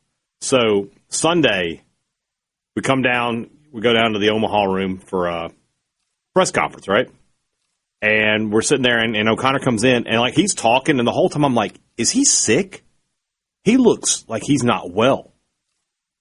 And he gets to the press conference, and he finishes it up, and the camera's off and everything, and he's like, man, this Mississippi heat is something. And the whole room went, oh, man, no, this is not Mississippi heat at all. This is nothing. That was a perfect spring day, Coach. This is a great day. His eyes got big. He was just like, really? You better not host a super regional, Coach. I was like, Coach, and we were like, if you're hosting a super regional, you're going to be your clothes sticking to you. I told him, Coach, you're going to have days where you walk out the door and your glasses just fog right up. It's just. Robbie said, I was in Charlottesville 2 years ago and was struck by how much nicer it was in Virginia weather-wise. He's like, we were all telling him, like, this is nothing, Coach. The worst is yet to come. So, oh, man. I thought that was funny. A rude awakening. I felt bad for him. I was like, you just don't even know. Your winners and losers on the text line, 601-879-4395. Winner Bryce Chance, best 9-hole hitter in the country, and it's not even close. Also my early pick for the Ferris. Loser, the refs of Ole Miss, Minnesota. Haven't seen fraud like that in Minnesota since... Since Cross in the Morning. More on Mornings with Richard Cross there. But yeah, Cody McMahon fouled out with 4:22 to go in a game in which they were leading by 5, and they ended up losing, did Ole Miss. And it wasn't a foul. She should not have fouled out. I've seen the video. I know there's a lot of outrage about it. I get it. I mean, she shouldn't have. She should not have fouled out of that game. In that spot, anyway. And had she not, they probably win. But it's an unfortunate thing. She definitely should not have fouled out in that moment. It's just a bad call. It just simply is a bad call. Loser, Deuce McAllister. See, loser, Kentucky baseball players walking out in a line and looking like picking grass pregame. Their antics are it's horrible. I mean, they are horrible to watch. It's little league garbage, and I mean their head coach encourages it, and that's fine. But you look ridiculous when you lose, and you act like that. But that's what they choose to look like, apparently. So be it. Let's see. Winner, the bedpost. Loser, me and my broken toe. Oh, no. That's a bad one. Oh, man. Mike says, Will Furness is a winner in pure class for this on Saturday. It's a long quote, but about Pacella, who hit the grand slam that really sparked that offense on Saturday. And it just shows the kind of leader that Will Furness is. And, of course, he hits the game-winning hit in the bottom of the 8th. I know that's technically not game-winning, but Kentucky didn't score in the 9th. And so his opposite field single that scored 2 runs was the difference in the game. And he's had a nice season so far. Hit a little bit of a bump in terms of average and stuff, but he had a nice weekend. Winner, Dylan Darling from St. John, saw him play in person and asked how he could be a D1 athlete. He looks so unathletic on the court, hits the game-winning layup against Kansas to send St. John's to the Sweet 16 for the first time in a long time. Was his first basket of the game, too. Did you see what he said to the reporter immediately after the game? Did not. I forget her name. But she said, what did your coach, what did Rick Pitino say to you right before that possession and you took that final shot? He goes, he was yelling at me like usual. Speaking of that, winner, and I'm sorry I don't know the names, but the Maryland women's basketball coach. Call me old school. Call me an old fuddy-duddy. No, that was sick, yeah. I enjoyed, and the player reacted the correct way. She took the coaching, and she went out there and did her job. Yes. There are still players out there that want to be coached and want to have somebody tell them the truth and tell them, how it actually is and not have to coddle them. I enjoyed seeing that. Yeah, I think part of the long statement, so if you guys haven't seen it, it's a viral video. It's a coach, really, she's yelling at her player. Her best player, who had a bunch of turnovers early, just wasn't herself. And as part of what the coach was yelling at her was, I believe in you, but you've got to want this, and you're not playing like you want it right now. I mean, just kind of getting after her. And, of course, there were some people that took offense to it because you can send that message without yelling. No, it's sports. Sometimes you got to yell. And Rick Pitino's getting some of that, too, right now. It's look at how his team responds to him. Yeah. Maybe if you get the right guys, that kind of stuff works. Pitino's won enough games that we probably shouldn't question the things that he does. Yeah. Won, 3 national titles? I think he knows what he's talking about. Somebody says Todd Golden is a loser. Guy whines way too much. Yeah. Winner, Bryson DeChambeau, back-to-back wins on LIV Tour, playing the best golf of his life the last 2 weeks. Let's slow down a little bit. The best golf of his life was when he was winning majors. Him winning 2 LIV events is like Aaron Judge going down to AAA and hitting a couple of home runs. I mean, he's won real golf tournaments. But I hear you. PGA Tour now 3 weeks in a row. The 54-hole leader has choked and lost the tournament. Hate seeing it, but makes it for more compelling TV. For sure. Yeah, Fitzpatrick was kind of owed one after he choked recently. Loser, WWE, because they will screw up this Randy Orton heel turn when they reveal who he was on the phone with, and it's his dad. Give me anyone but his dad. That makes sense. All right, Hadad. I'm not even watching. I'm not watching WWE. They're talking about getting a Tom Brady match, and I'm just like, I can't. I just can't deal with this. I love it. Yeah, it's just not a good product right now. I don't feel like dealing with it. So he says, Kentucky needs to thank their lucky stars for even making the second round. Santa Clara had them. If they would have made the Sweet 16 after Iowa State lost its best player, I might have thrown up a little. Thankfully, that didn't come close to happening. Yeah, Kentucky, not competitive at all. No. $22 million roster. Got absolutely handled. And there you go. Loser, my brackets I put an effort into making. Winner, my ESPN Analytics generated bracket that's at 99.9% accuracy and top 18,000 in the ESPN pool. I put no effort into this other than panning over it to see if it looked reasonable. I'm not having a great bracket. I'm in the 83 percentile. I guess that's not too terrible, but it is what it is. Tyler says, I don't believe for 1 second, different Tyler, not the same Tyler, different Tyler, don't believe for 1 second that they don't have an update about an injury that happened on Friday night by Monday at 11, but it sounds like Ryan isn't going for a while. I mean, he's definitely not going to pitch this weekend. I don't think there's any. I'm not telling you anything by that. I would be incredibly shocked. To your bigger point, you're probably correct. They're probably, holding out on us a little bit. That's fine. The teams will do that from time to time. And when they're ready to tell us, they will. But I would be amazed if Ryan McPherson pitched against Ole Miss this weekend. The only question for me is the question that I asked O'Connor. Do you change your Friday guy or do you change your Sunday guy? And that's going to be a debate we're going to have all week. I mean, I would love to see Hunter Elliott versus Tomas Valinkas, maybe the two of the best left-handers in college baseball, go at it Friday night. But if you're Mississippi State, is Townsend going to pitch for Ole Miss? Because if he's not and you can throw Valinkas, gosh, you really got a great chance to win that.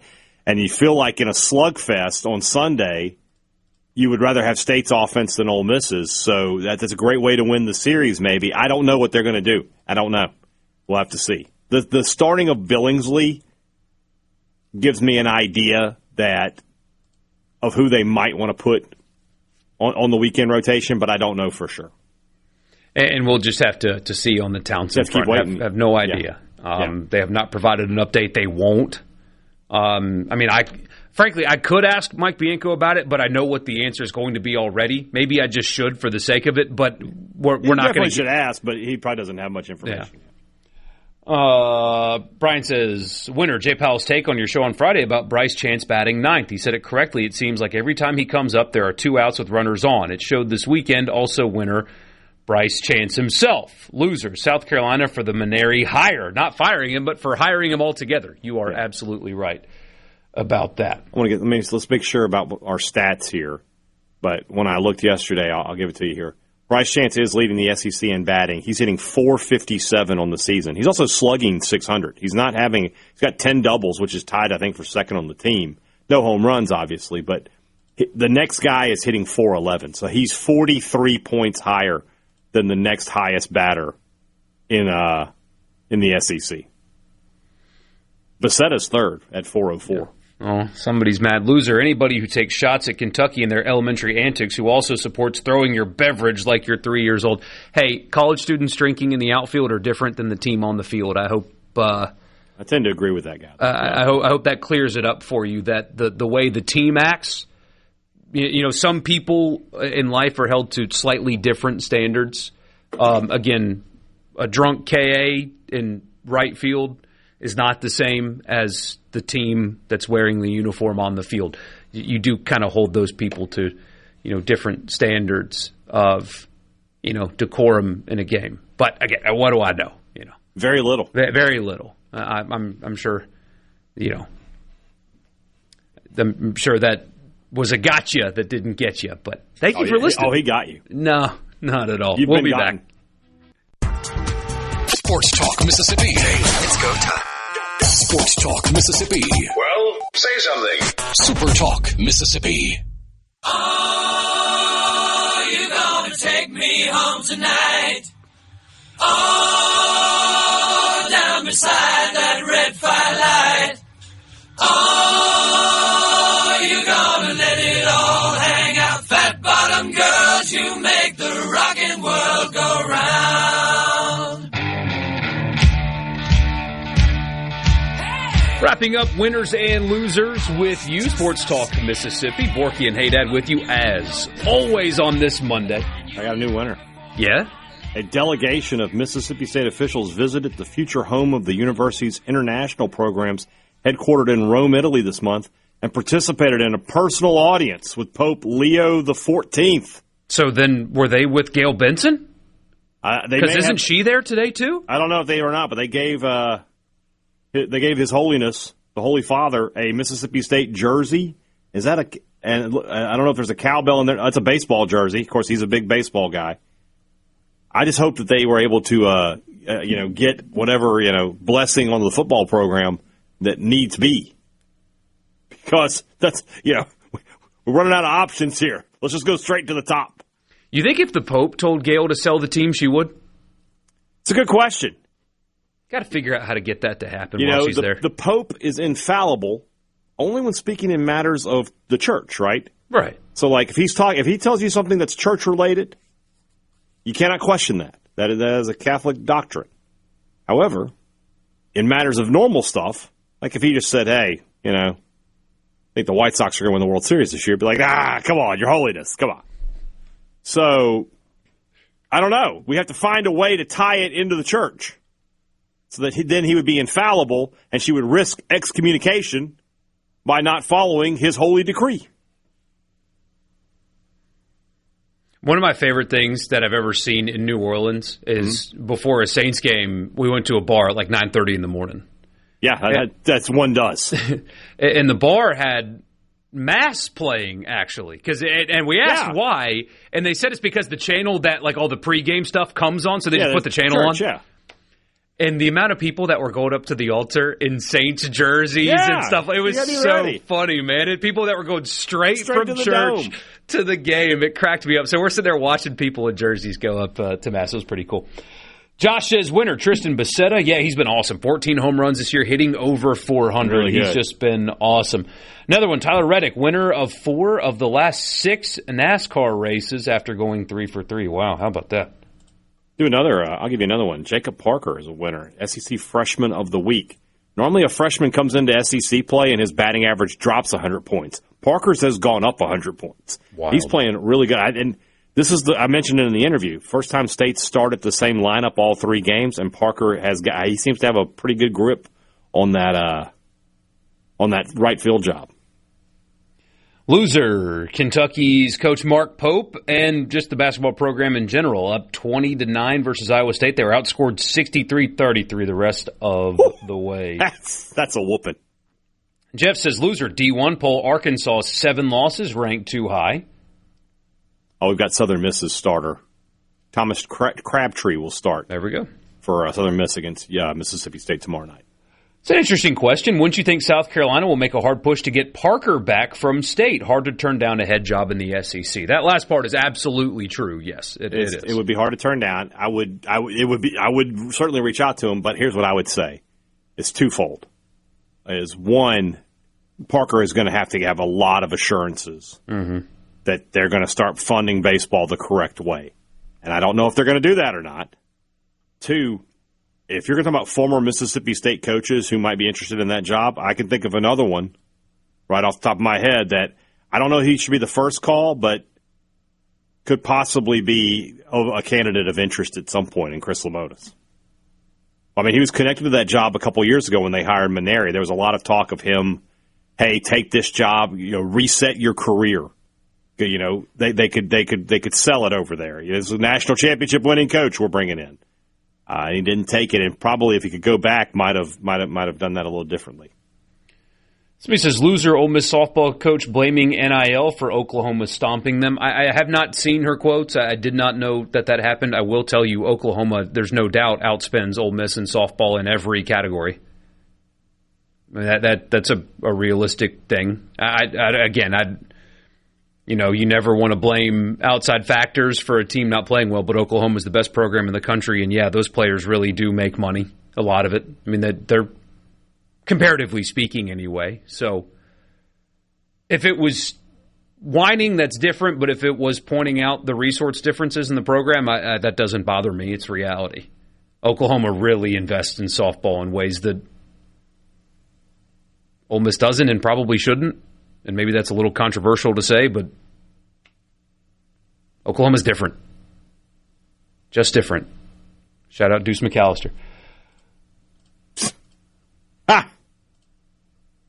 Mike says Kentucky did showers in the dugout after their home runs. Oh, no doubt.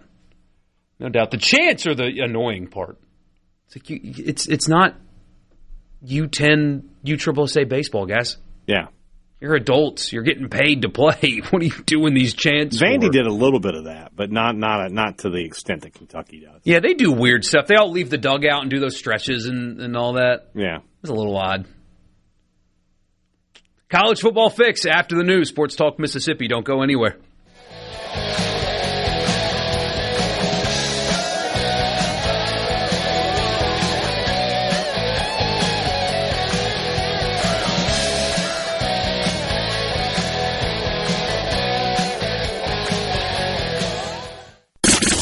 It's time for more Sports Talk Mississippi. Finally. On SuperTalk Mississippi, the SuperTalk app, and at supertalk.fm.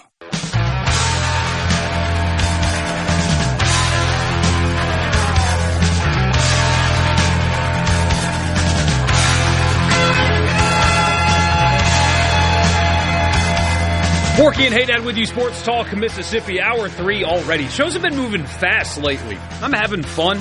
Hope Hadad's having fun. Hope you guys are having fun as well. You got to change my photo every now and then. We got to have more than one. You got all these great AI photos. I mean, you got to put another one up there. It's a lot of work. Oh, whatever. What else do you do? I do the job of 2 people where I sit right now. I'm the guy who does his job. You must be the other guy. I do 2 people's jobs every day for just the 3 hours. But in here, I'm doing 2 jobs at once. I guess. You say. I need to go get your Kentucky Derby AI. That would be a good one. Or the Viking behind the computer. I like that one. The one of me as a figure skater, personally. That's my favorite. That was a good one, too. Big fan of that. That was a good one. All right. Well, hey, we're glad you guys are here. Mike Bianco will join us here in about 13 minutes. Ostrander, of course, in the 3 o'clock hour. O'Connor in the 4 o'clock hour. But right now, let's talk a little college football. And we'll do that in the college football fix. The College Football Fix is driven by your Mississippi Ford dealers. Go Ford Tough. That's the best-selling truck in America, the Ford F-150. Maybe you've heard of it. It's only been the best-selling truck in this country. Oh, I don't know, the last 5 decades?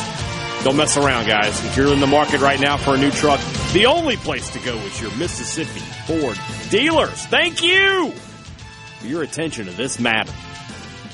So we did this on the week Mississippi State started spring practice. Ole Miss will start this week. I think they're last in the SEC. They're going late. Get used to it, no Lane. I couldn't resist. It just was on the tee, Borkey. You put it on the tee. Well, hey, Dad, you know so much about finishing last in the SEC that of course that joke would be on the top of your brain there. So you son of a. But no, I think they were last starting spring practice, and so they will do that this week. And of course, we'll get the video and all that stuff as they go through drills, just like we will with Jeff Lebby and Mississippi State. But as we talked about when State was starting, what can we learn? What are we watching for? What can they accomplish during spring practice this year? And to me, somebody's going to hear this and take it the wrong way. This is going to be a relatively boring spring for Ole Miss. I know Pete Golding is a new head coach, but he's not really new. He coached 3 playoff games and has been there for a while. So that storyline is there, but we're not going to learn about what kind of head coach he's going to be completely on his own until games actually happen. So from a roster perspective, it's kind of boring because you already know who your quarterback is going to be, and he's established, right? It's not like you're breaking in a new starter or anything like that. You know what your quarterback situation is. You know what you have in your running back room. You know what you have at tight end. You're solid in all 3 of those. The interior of your offensive line, solid. Your returning starters there. I think the back end of your defense is very... I don't want to say very solidified, but you know who's going to play there, and you know who those guys are.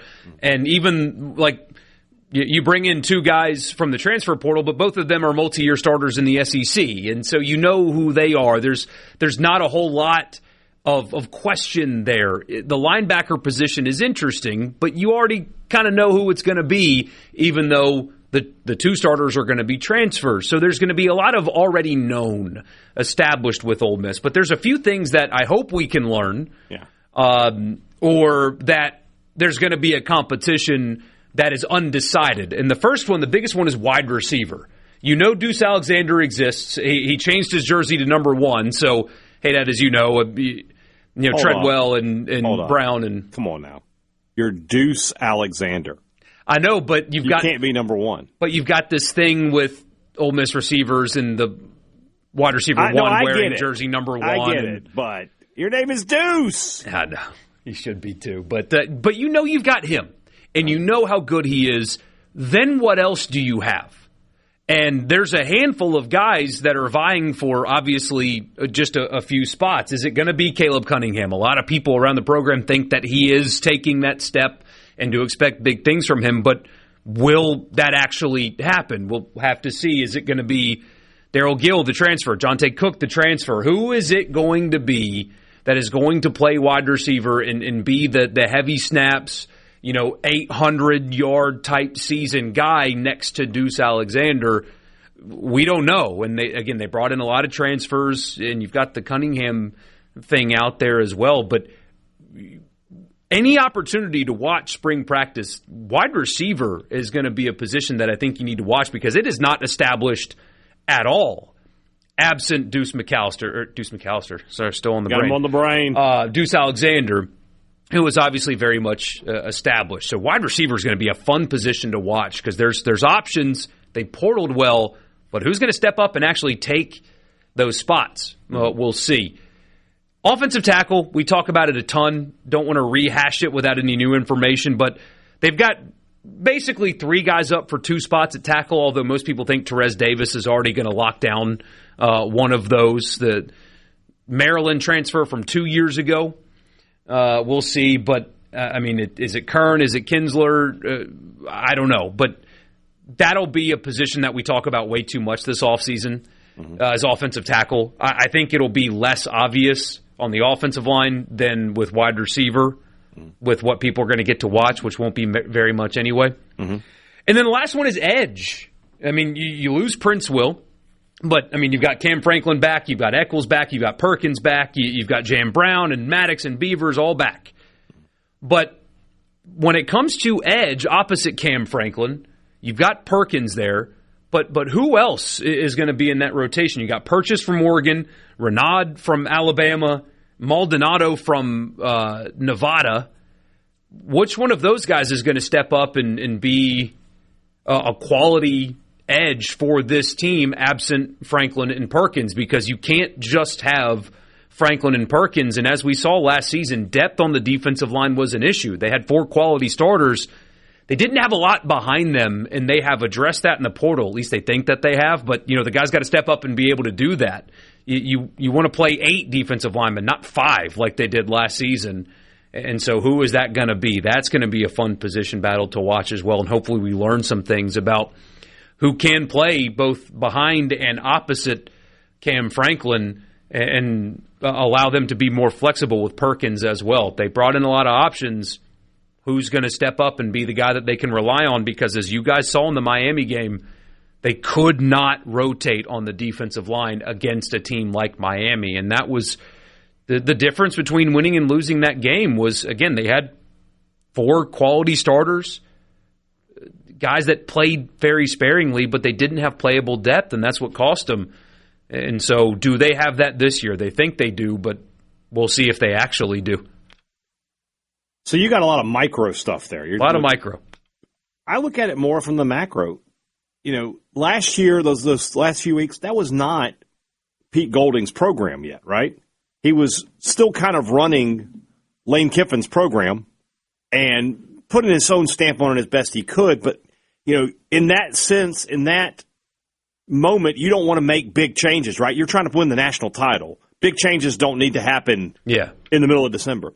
So now what are the big changes? What's different about this program than it was under Lane Kiffin? That's the thing that I'm interested in finding out over the next few weeks. I don't know, but can we learn that in spring? I don't know. Well, I mean, I'll tell you right now, if they tell you, hey, we're having a spring game. Well, that answer's no. Yeah, but how open is it? Does he let the assistants talk?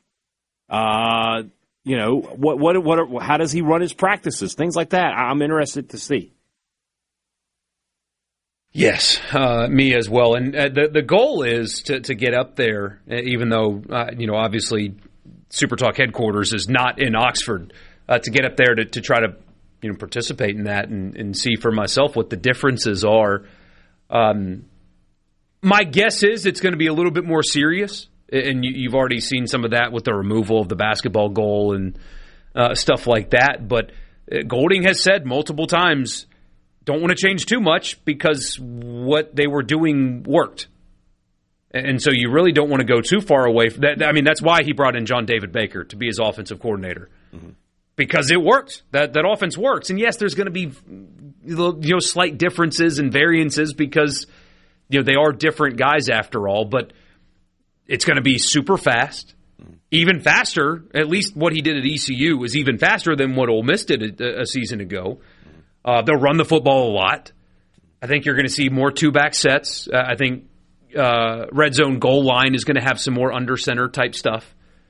But it's the same system, generally speaking. And he spoke on that. It's you don't mess up a good thing because you have a good thing. So got to put your stamp on it. But you're right. It'll be interesting to see how different it looks and feels compared to last season. So that's your college football fix, driven by Ford and your local Mississippi Ford dealer. Mike Bianco will join us when we come back after Ole Miss beat Kentucky, who was ranked number 15 at the time of the series, 2 out of 3 in Oxford. We'll be back.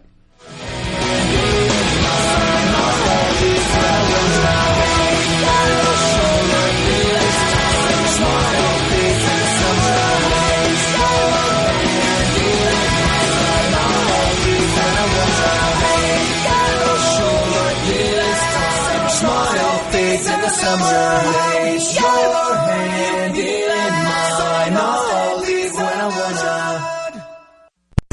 in the Venable Talk Mississippi, your all-access pass to all things sports in Mississippi. Sports Talk Mississippi on the SuperTalk app, your local SuperTalk station, and at supertalk.fm.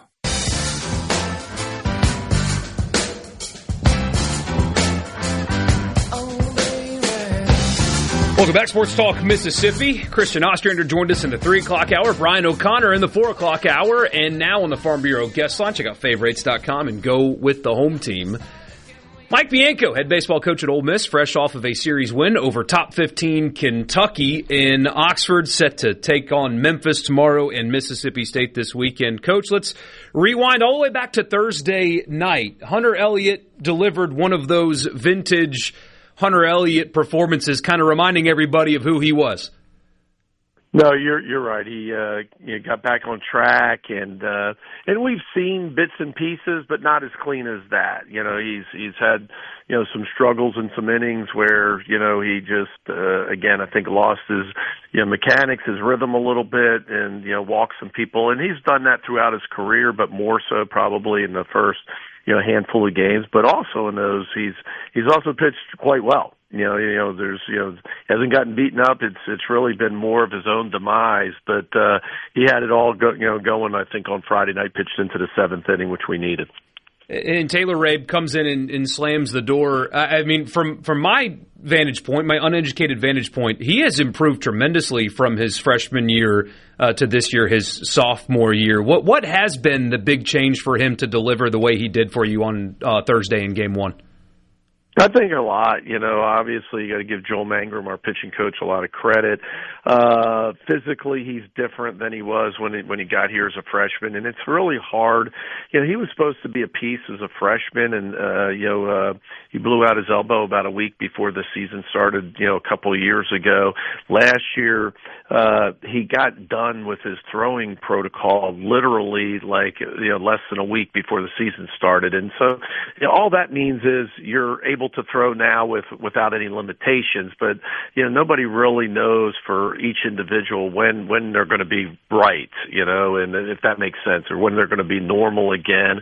And then of course, you look at what he's done in the weight room and how much his body's developed. I mean, it's just it's been a neat culmination of development over the last couple of years, and obviously he's thrown the ball well.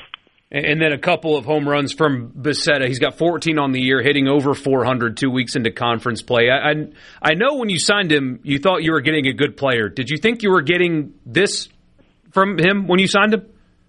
Well, to be honest with you, no, and I don't know if you ever have that type of expectation on anybody. But once we saw him in the fall, and as we got to know him better and his swing and what kind of player he is, you thought it was a possibility. But to not just have the power, but to hit for the average as well, to be able to handle rights and lefts, it's been good, and it's not a secret we haven't swung it great, especially over the last couple of weeks, and certainly facing some pitching staffs like Southern Miss and Texas has probably helped in that regard.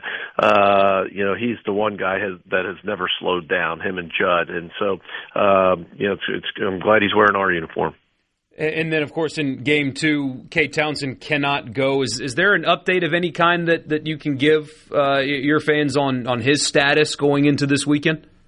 I don't think anything specific right now. Just the good news is he continues to throw. He threw a bullpen this past weekend on Sunday after the series and felt good.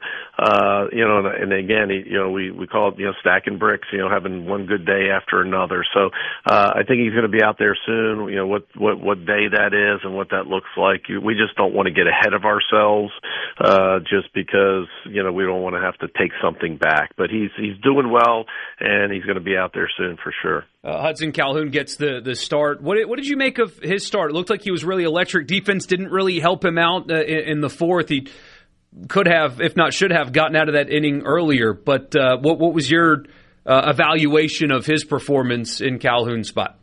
I was super proud of him. A lot of people don't realize it was his first, start here, as an Ole Miss Rebel, and he's pitching a lot of big games out of the bullpen, and he's been on the big stage. But it's different when you start, and you're exactly right. It's so disappointing. The leadoff guy in that inning doesn't hit a ball very hard, but it's one of those where it's going to find a hole, and Fed makes a diving play, and it looks like he's going to come up with it, but it drops out of his glove, and then there's another ball in center field that we need to catch, and everybody in Fed, and including himself, knows it has to be caught. We don't catch it, and then another ball in right field that doesn't get caught, and it really just blew up the inning for him, and it's a shame because he probably, even with the first legitimate hit after that should have been just a sac fly and maybe one run on the board, and really that would have been a different ball game for us. Taking Calhoun's appearance out of it, I mean, we would have been right in the ball game, and unfortunately we weren't, and their guy was too good on the mound. But I really liked the way he threw the ball. I was proud of him, for being able to handle the situation. And then does that create now a situation where when you are fully healthy on the mound that you might give him a look on weekends, maybe Game 3 or midweek starts, regardless? Yeah, for sure. And again, I don't want to get ahead of myself, but he was always a guy that was considered as a weekend guy, a weekend starter. Probably 5 of those guys, including Rabe and Hooks, and all of them have pitched really well for us. Either as starters or as bullpen pieces, and so those are things that we'll always consider. And so again, not trying to get ahead of myself, but without a doubt, I think that allows you to know that that's an option that could happen. And then in Game 3, so you dropped Game 2. Kentucky had a really nice pitcher in Game 2. In Game 3, your team digs themselves an early hole. They climb out of it with a grand slam. More on that in a second. And then Kentucky fires one back, and then you take a lead again, and then they tie it up. And then in the bottom of the 8th, Furness, the hero. What did that say about your team to have to respond 3 different times in that game to take that series? I think exactly the point that you're trying to make, and I think it's a good one where we needed a game like that. We needed a game that we had to show some toughness offensively, and we had to get the big hit and continue to stay in the fight. And you're going to have more of those types of games, and I don't mean a 12-9, but games where you got to deliver offensively. The night before, we talk about the fly balls not being caught and how good their starter was, and he was. But 3 of the last 4 innings, we had guys batting with runners in scoring position and didn't do much. And sometimes in this league, that's what it comes down to. It comes down to, does the pitcher make the pitch and get off the field, or do the hitters get the big hit? And we got the big hit, obviously on Saturday in Game 3. The day before, we didn't. And hopefully we're going to have more of those Saturdays and less of those Fridays. Pachella hits the grand slam. Will Furness had a really nice quote. I don't know if you saw it about him after the game. I did. What does that say about your outfielder to have your veteran first baseman saying that about him, despite struggling some to start the season? Yes, Will made a comment that it couldn't happen to a better teammate, and that's one of the things that was asked after the game, and we talked about it. The media is one of the neat things of being in my position, and I think watching college athletics is watching guys that maybe struggle or maybe sometimes don't get opportunities, and when they have success, to see how different their teammates respond when they have success, and you can tell that you're a great teammate when the whole dugout's jumping for joy and excited about the success that you're having, and Daniel knows how good of a player he is, but knows he hasn't gotten off to a good start, but it's never changed him. He's the same guy, very consistent in his approach to the game, and what kind of teammate he is. And then when you have one of the best players like Will Furness make that kind of comment, that's pretty cool. And then Furness, coming up in a big spot, you would think, your big first baseman, he's just looking to hit the ball 500 feet over the batter's eye. But, Coach, he just slaps one opposite way into left field, and that was the difference in the game. Another great point by you today, man. You're hitting 1,000 today.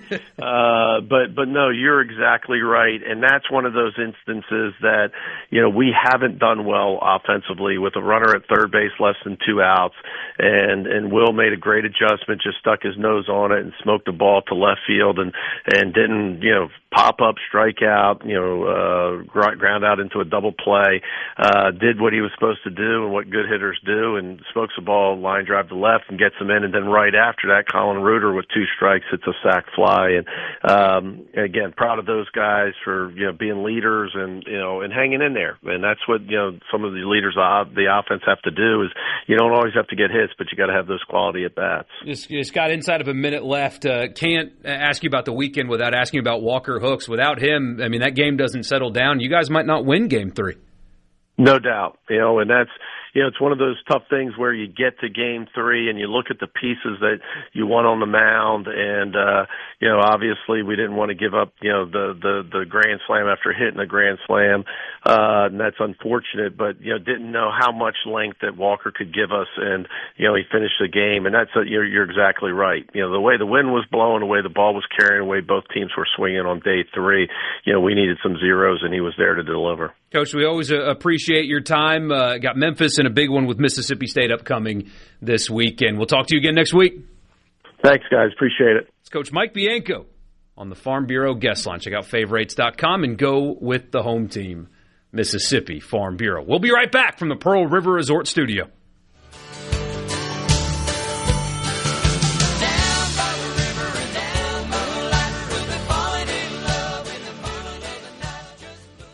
From the Seabrook.com. Mississippi sports. You'll hear about it first, right here.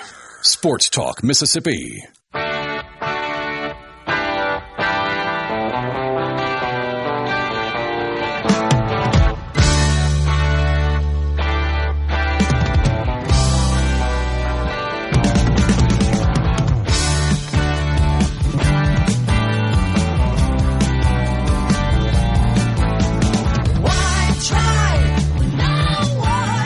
Add fall knower to my resume, Hadad. Look at you. I mean, come on.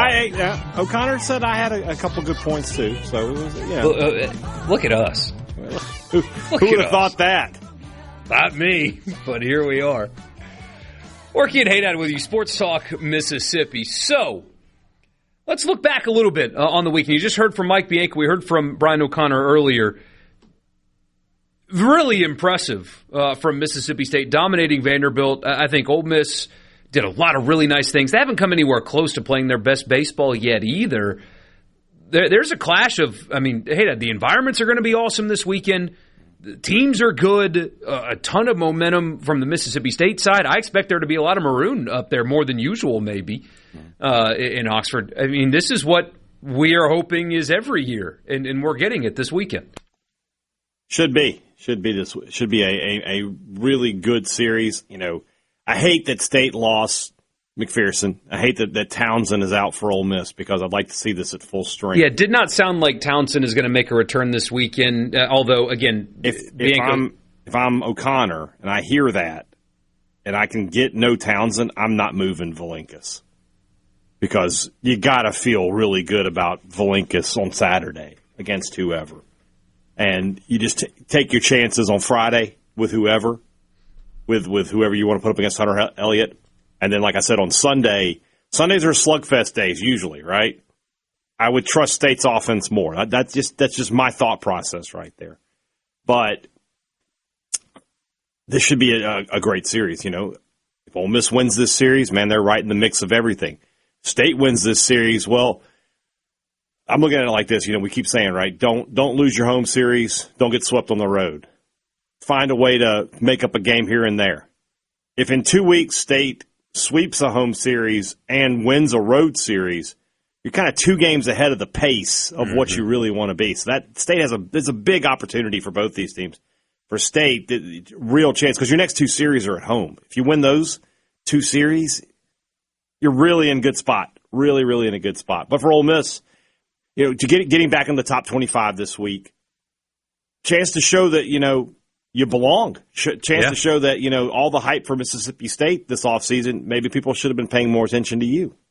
And, I mean, a real good-on-good situation upcoming, too. Mississippi State's lineup, top to bottom, numbers-wise, the best in the SEC, not debatable. And this Ole Miss pitching staff, even down a weekend starter. I'm just going to read the bullpen numbers. Elliott was awesome on Thursday night, but Rabe out of the pen, 2 2/3, 5 strikeouts, no hits. That's on, quote-unquote, Friday night of a series against top 15 Kentucky. Robertson out of the pen, 4 strikeouts, no hits, and 3 1/3. Waters out of the pen, 4 strikeouts, scattered 3 hits, no runs on 2 complete. And then Hooks on Sunday, 4 2/3, 5 strikeouts, just 1 earned run, scattered 3 hits. Ole Miss has got Libbert. I think this might be his last shot to get a start on Sunday, I think. And that's advantage Mississippi State. Right now, anyway, Libbert has not been what you were hoping he would be to start games on Sunday, and that's scary with Mississippi State's offense. But Ole Miss out of the pen has a lot of options, and all of them have been really good. And, State's pen this weekend was good. Like, Friday's game was weird. They kept getting themselves in trouble, but then they would get themselves out of trouble. They would give up a walk, a hit batter, and next thing you know, there's 2 on. But then they would get a strikeout and a ground ball, and they would just take care of it. Saturday was dominance. Valinka striking out, 14? He was just really, really good for 7 innings. And then Brendan Sweeney coming in behind him, I think it's just a good pairing. Valinka's the big left-hander, then Sweeney the big right-hander. It throws them off, I think. Sunday just kind of was what it was. But State's bullpen was, Vanderbilt's a good hitting team. They're slugging over 600. They have over 100 extra base hits. And in the first 2 games, State held them to 4 runs. So, bullpen is still a question mark for State, but I thought they answered some of those questions this weekend. Really excited about this series.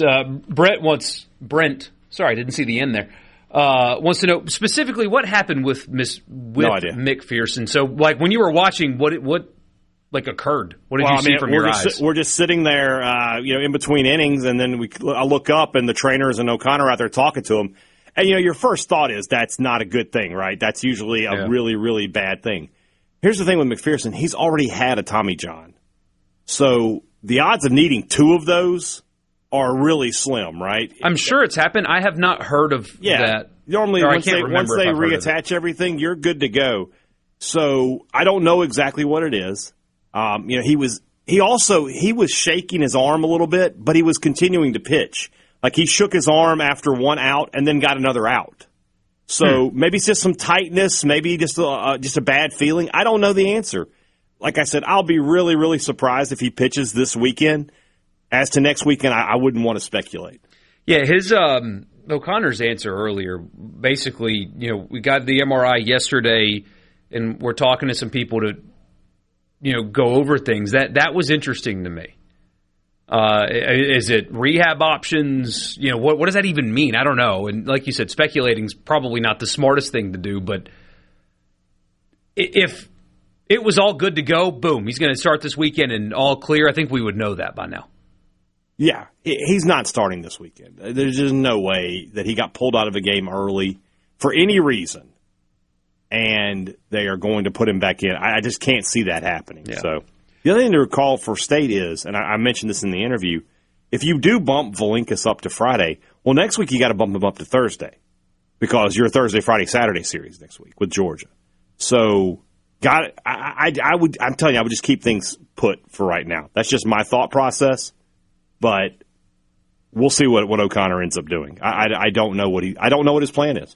Somebody says got to limit the strikeouts for Ole Miss, and that comes after a message earlier from Mike. 4 successful sacrifices on Saturday was huge. 2 bunts to third and 2 flies to get them in. And then the Furnace hit earlier. Again, a big spot, guys on base, big first baseman, didn't try to do anything crazy, just slapped a single the opposite way, scored 2 runs, and that was it. That's what we've been talking about with this team that they have not done enough of. Game 2, Friday's game offensively was horrendous. I think Kentucky starter was at 44 pitches through 5, something crazy like that. Just a lot of first pitch swinging, a lot of easy outs, non-competitive at-bats. Yeah. Total opposite on, I keep wanting to say Sunday, on Saturday in Game 3. Game 3 is I have to say it. You have to say it's so annoying. But, I mean, that is, if this team is going to host, if they're going to reach their potential, that's the kind of stuff that they've got to do more of. And, you know, I remember people used to use the expression, I know you remember this, Hadad, Bunton Bianco, that he would sacrifice too much. Yeah. And now it's gone too far. Now it's not enough. There's a happy medium, and they've got to find it because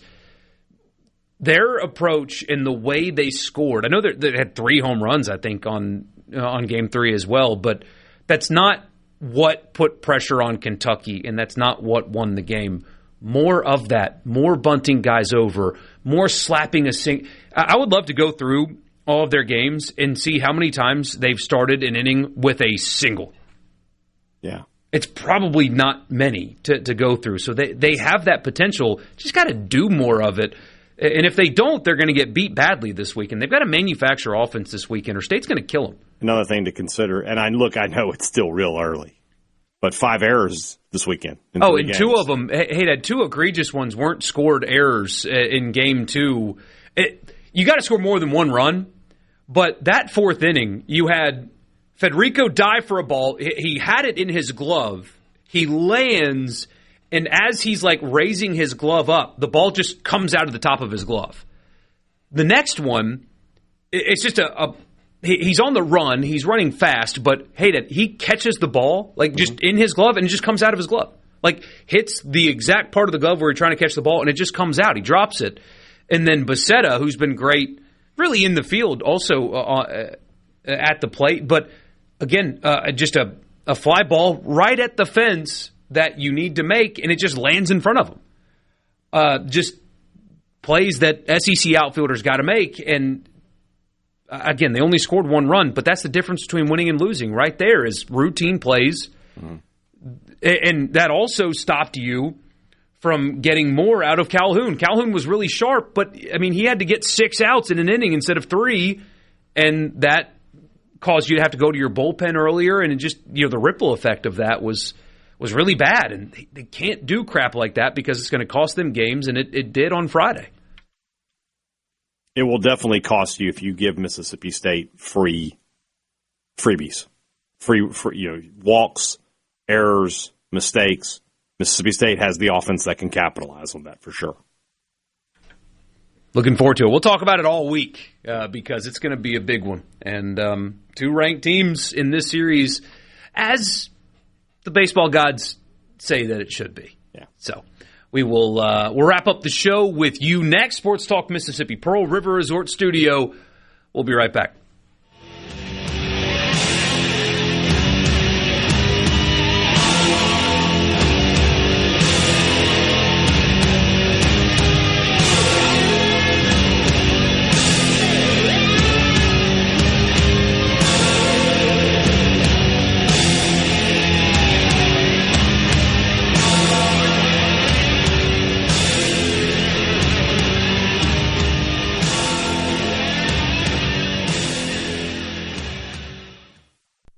In the Venable Glass Talk Mississippi on the SuperTalk app, your local SuperTalk station, and at supertalk.fm.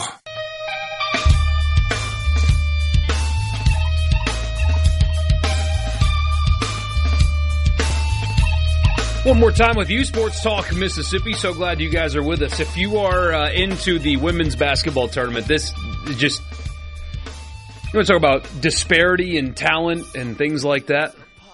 UConn, best team in the country, they're 35-0, are playing Syracuse right now. Syracuse 24-8, so a good team out of the ACC. Halftime score of 65-12.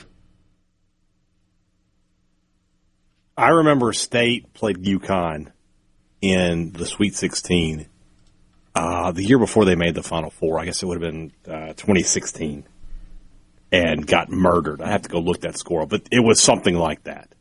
UConn can do that every now and then. They just 65-12. That's a power conference team they're playing. Did you see the You see the quote from the coach at Prairie View when they played Florida in the first round? Yeah. He says, basically, they're down 30-some-odd points. Florida's on a 20-0 run. The halftime or the interview comes and like, Coach, what do you need to do to get this turned around? And the coach just says, we need some help from the Lord. Careful, don't joke about that. He's like, man, they're good. You're not wrong. So I'm always appreciative when a coach in the moment where he's like, we're not going to win. Let's just do the best we can. Have a little fun. Why not? Yeah, let's just have fun. Yeah.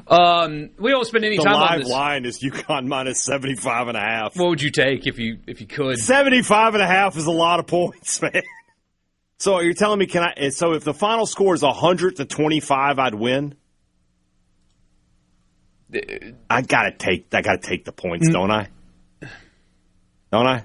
It's 65-12 right now. So they would have to. So I need 13 more points. You need to win the second half by 13 points. No, do I? No, I just need by 16 points. You need to win the second half by 16 points. By 16 points.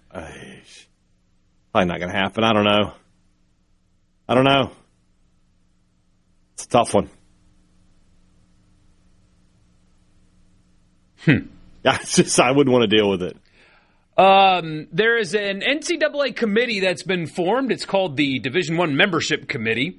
Has been having discussions on the possible creation of a, quote, autonomy subdivision.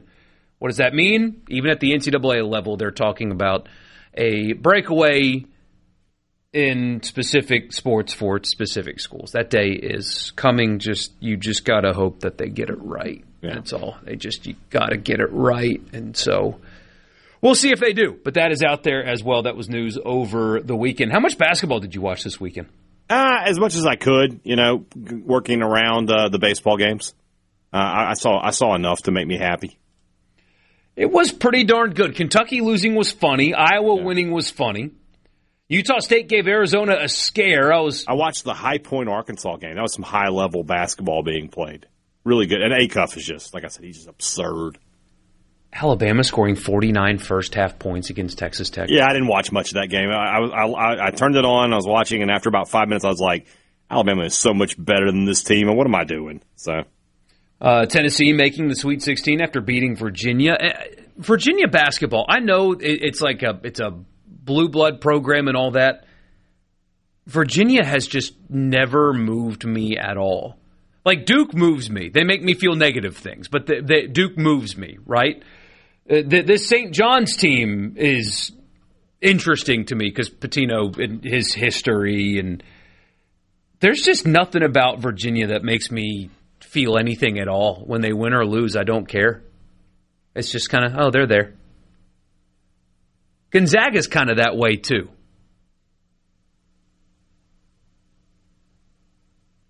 Gonzaga's like the Arkansas baseball of college basketball. The difference is I do believe one day eventually Arkansas will break through. I don't believe Gonzaga ever will. I saw somebody this weekend compare Mark Few to Mark Richt. That's not a terrible comparison. Just good. Every year. Few has played for a national title. And Richt was good every year.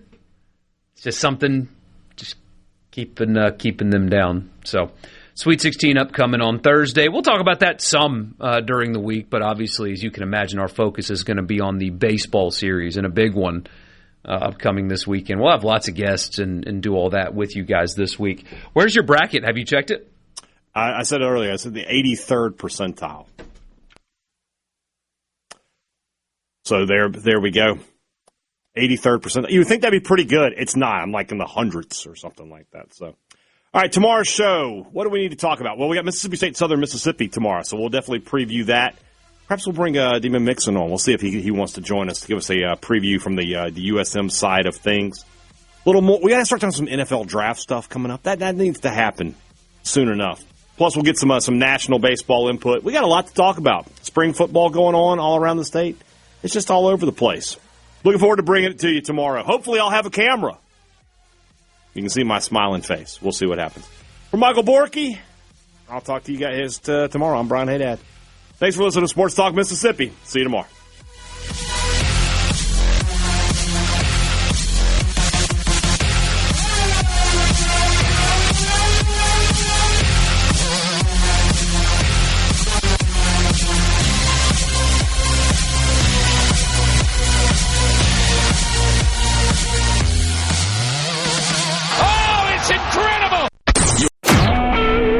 SuperTalk Mississippi Media Production.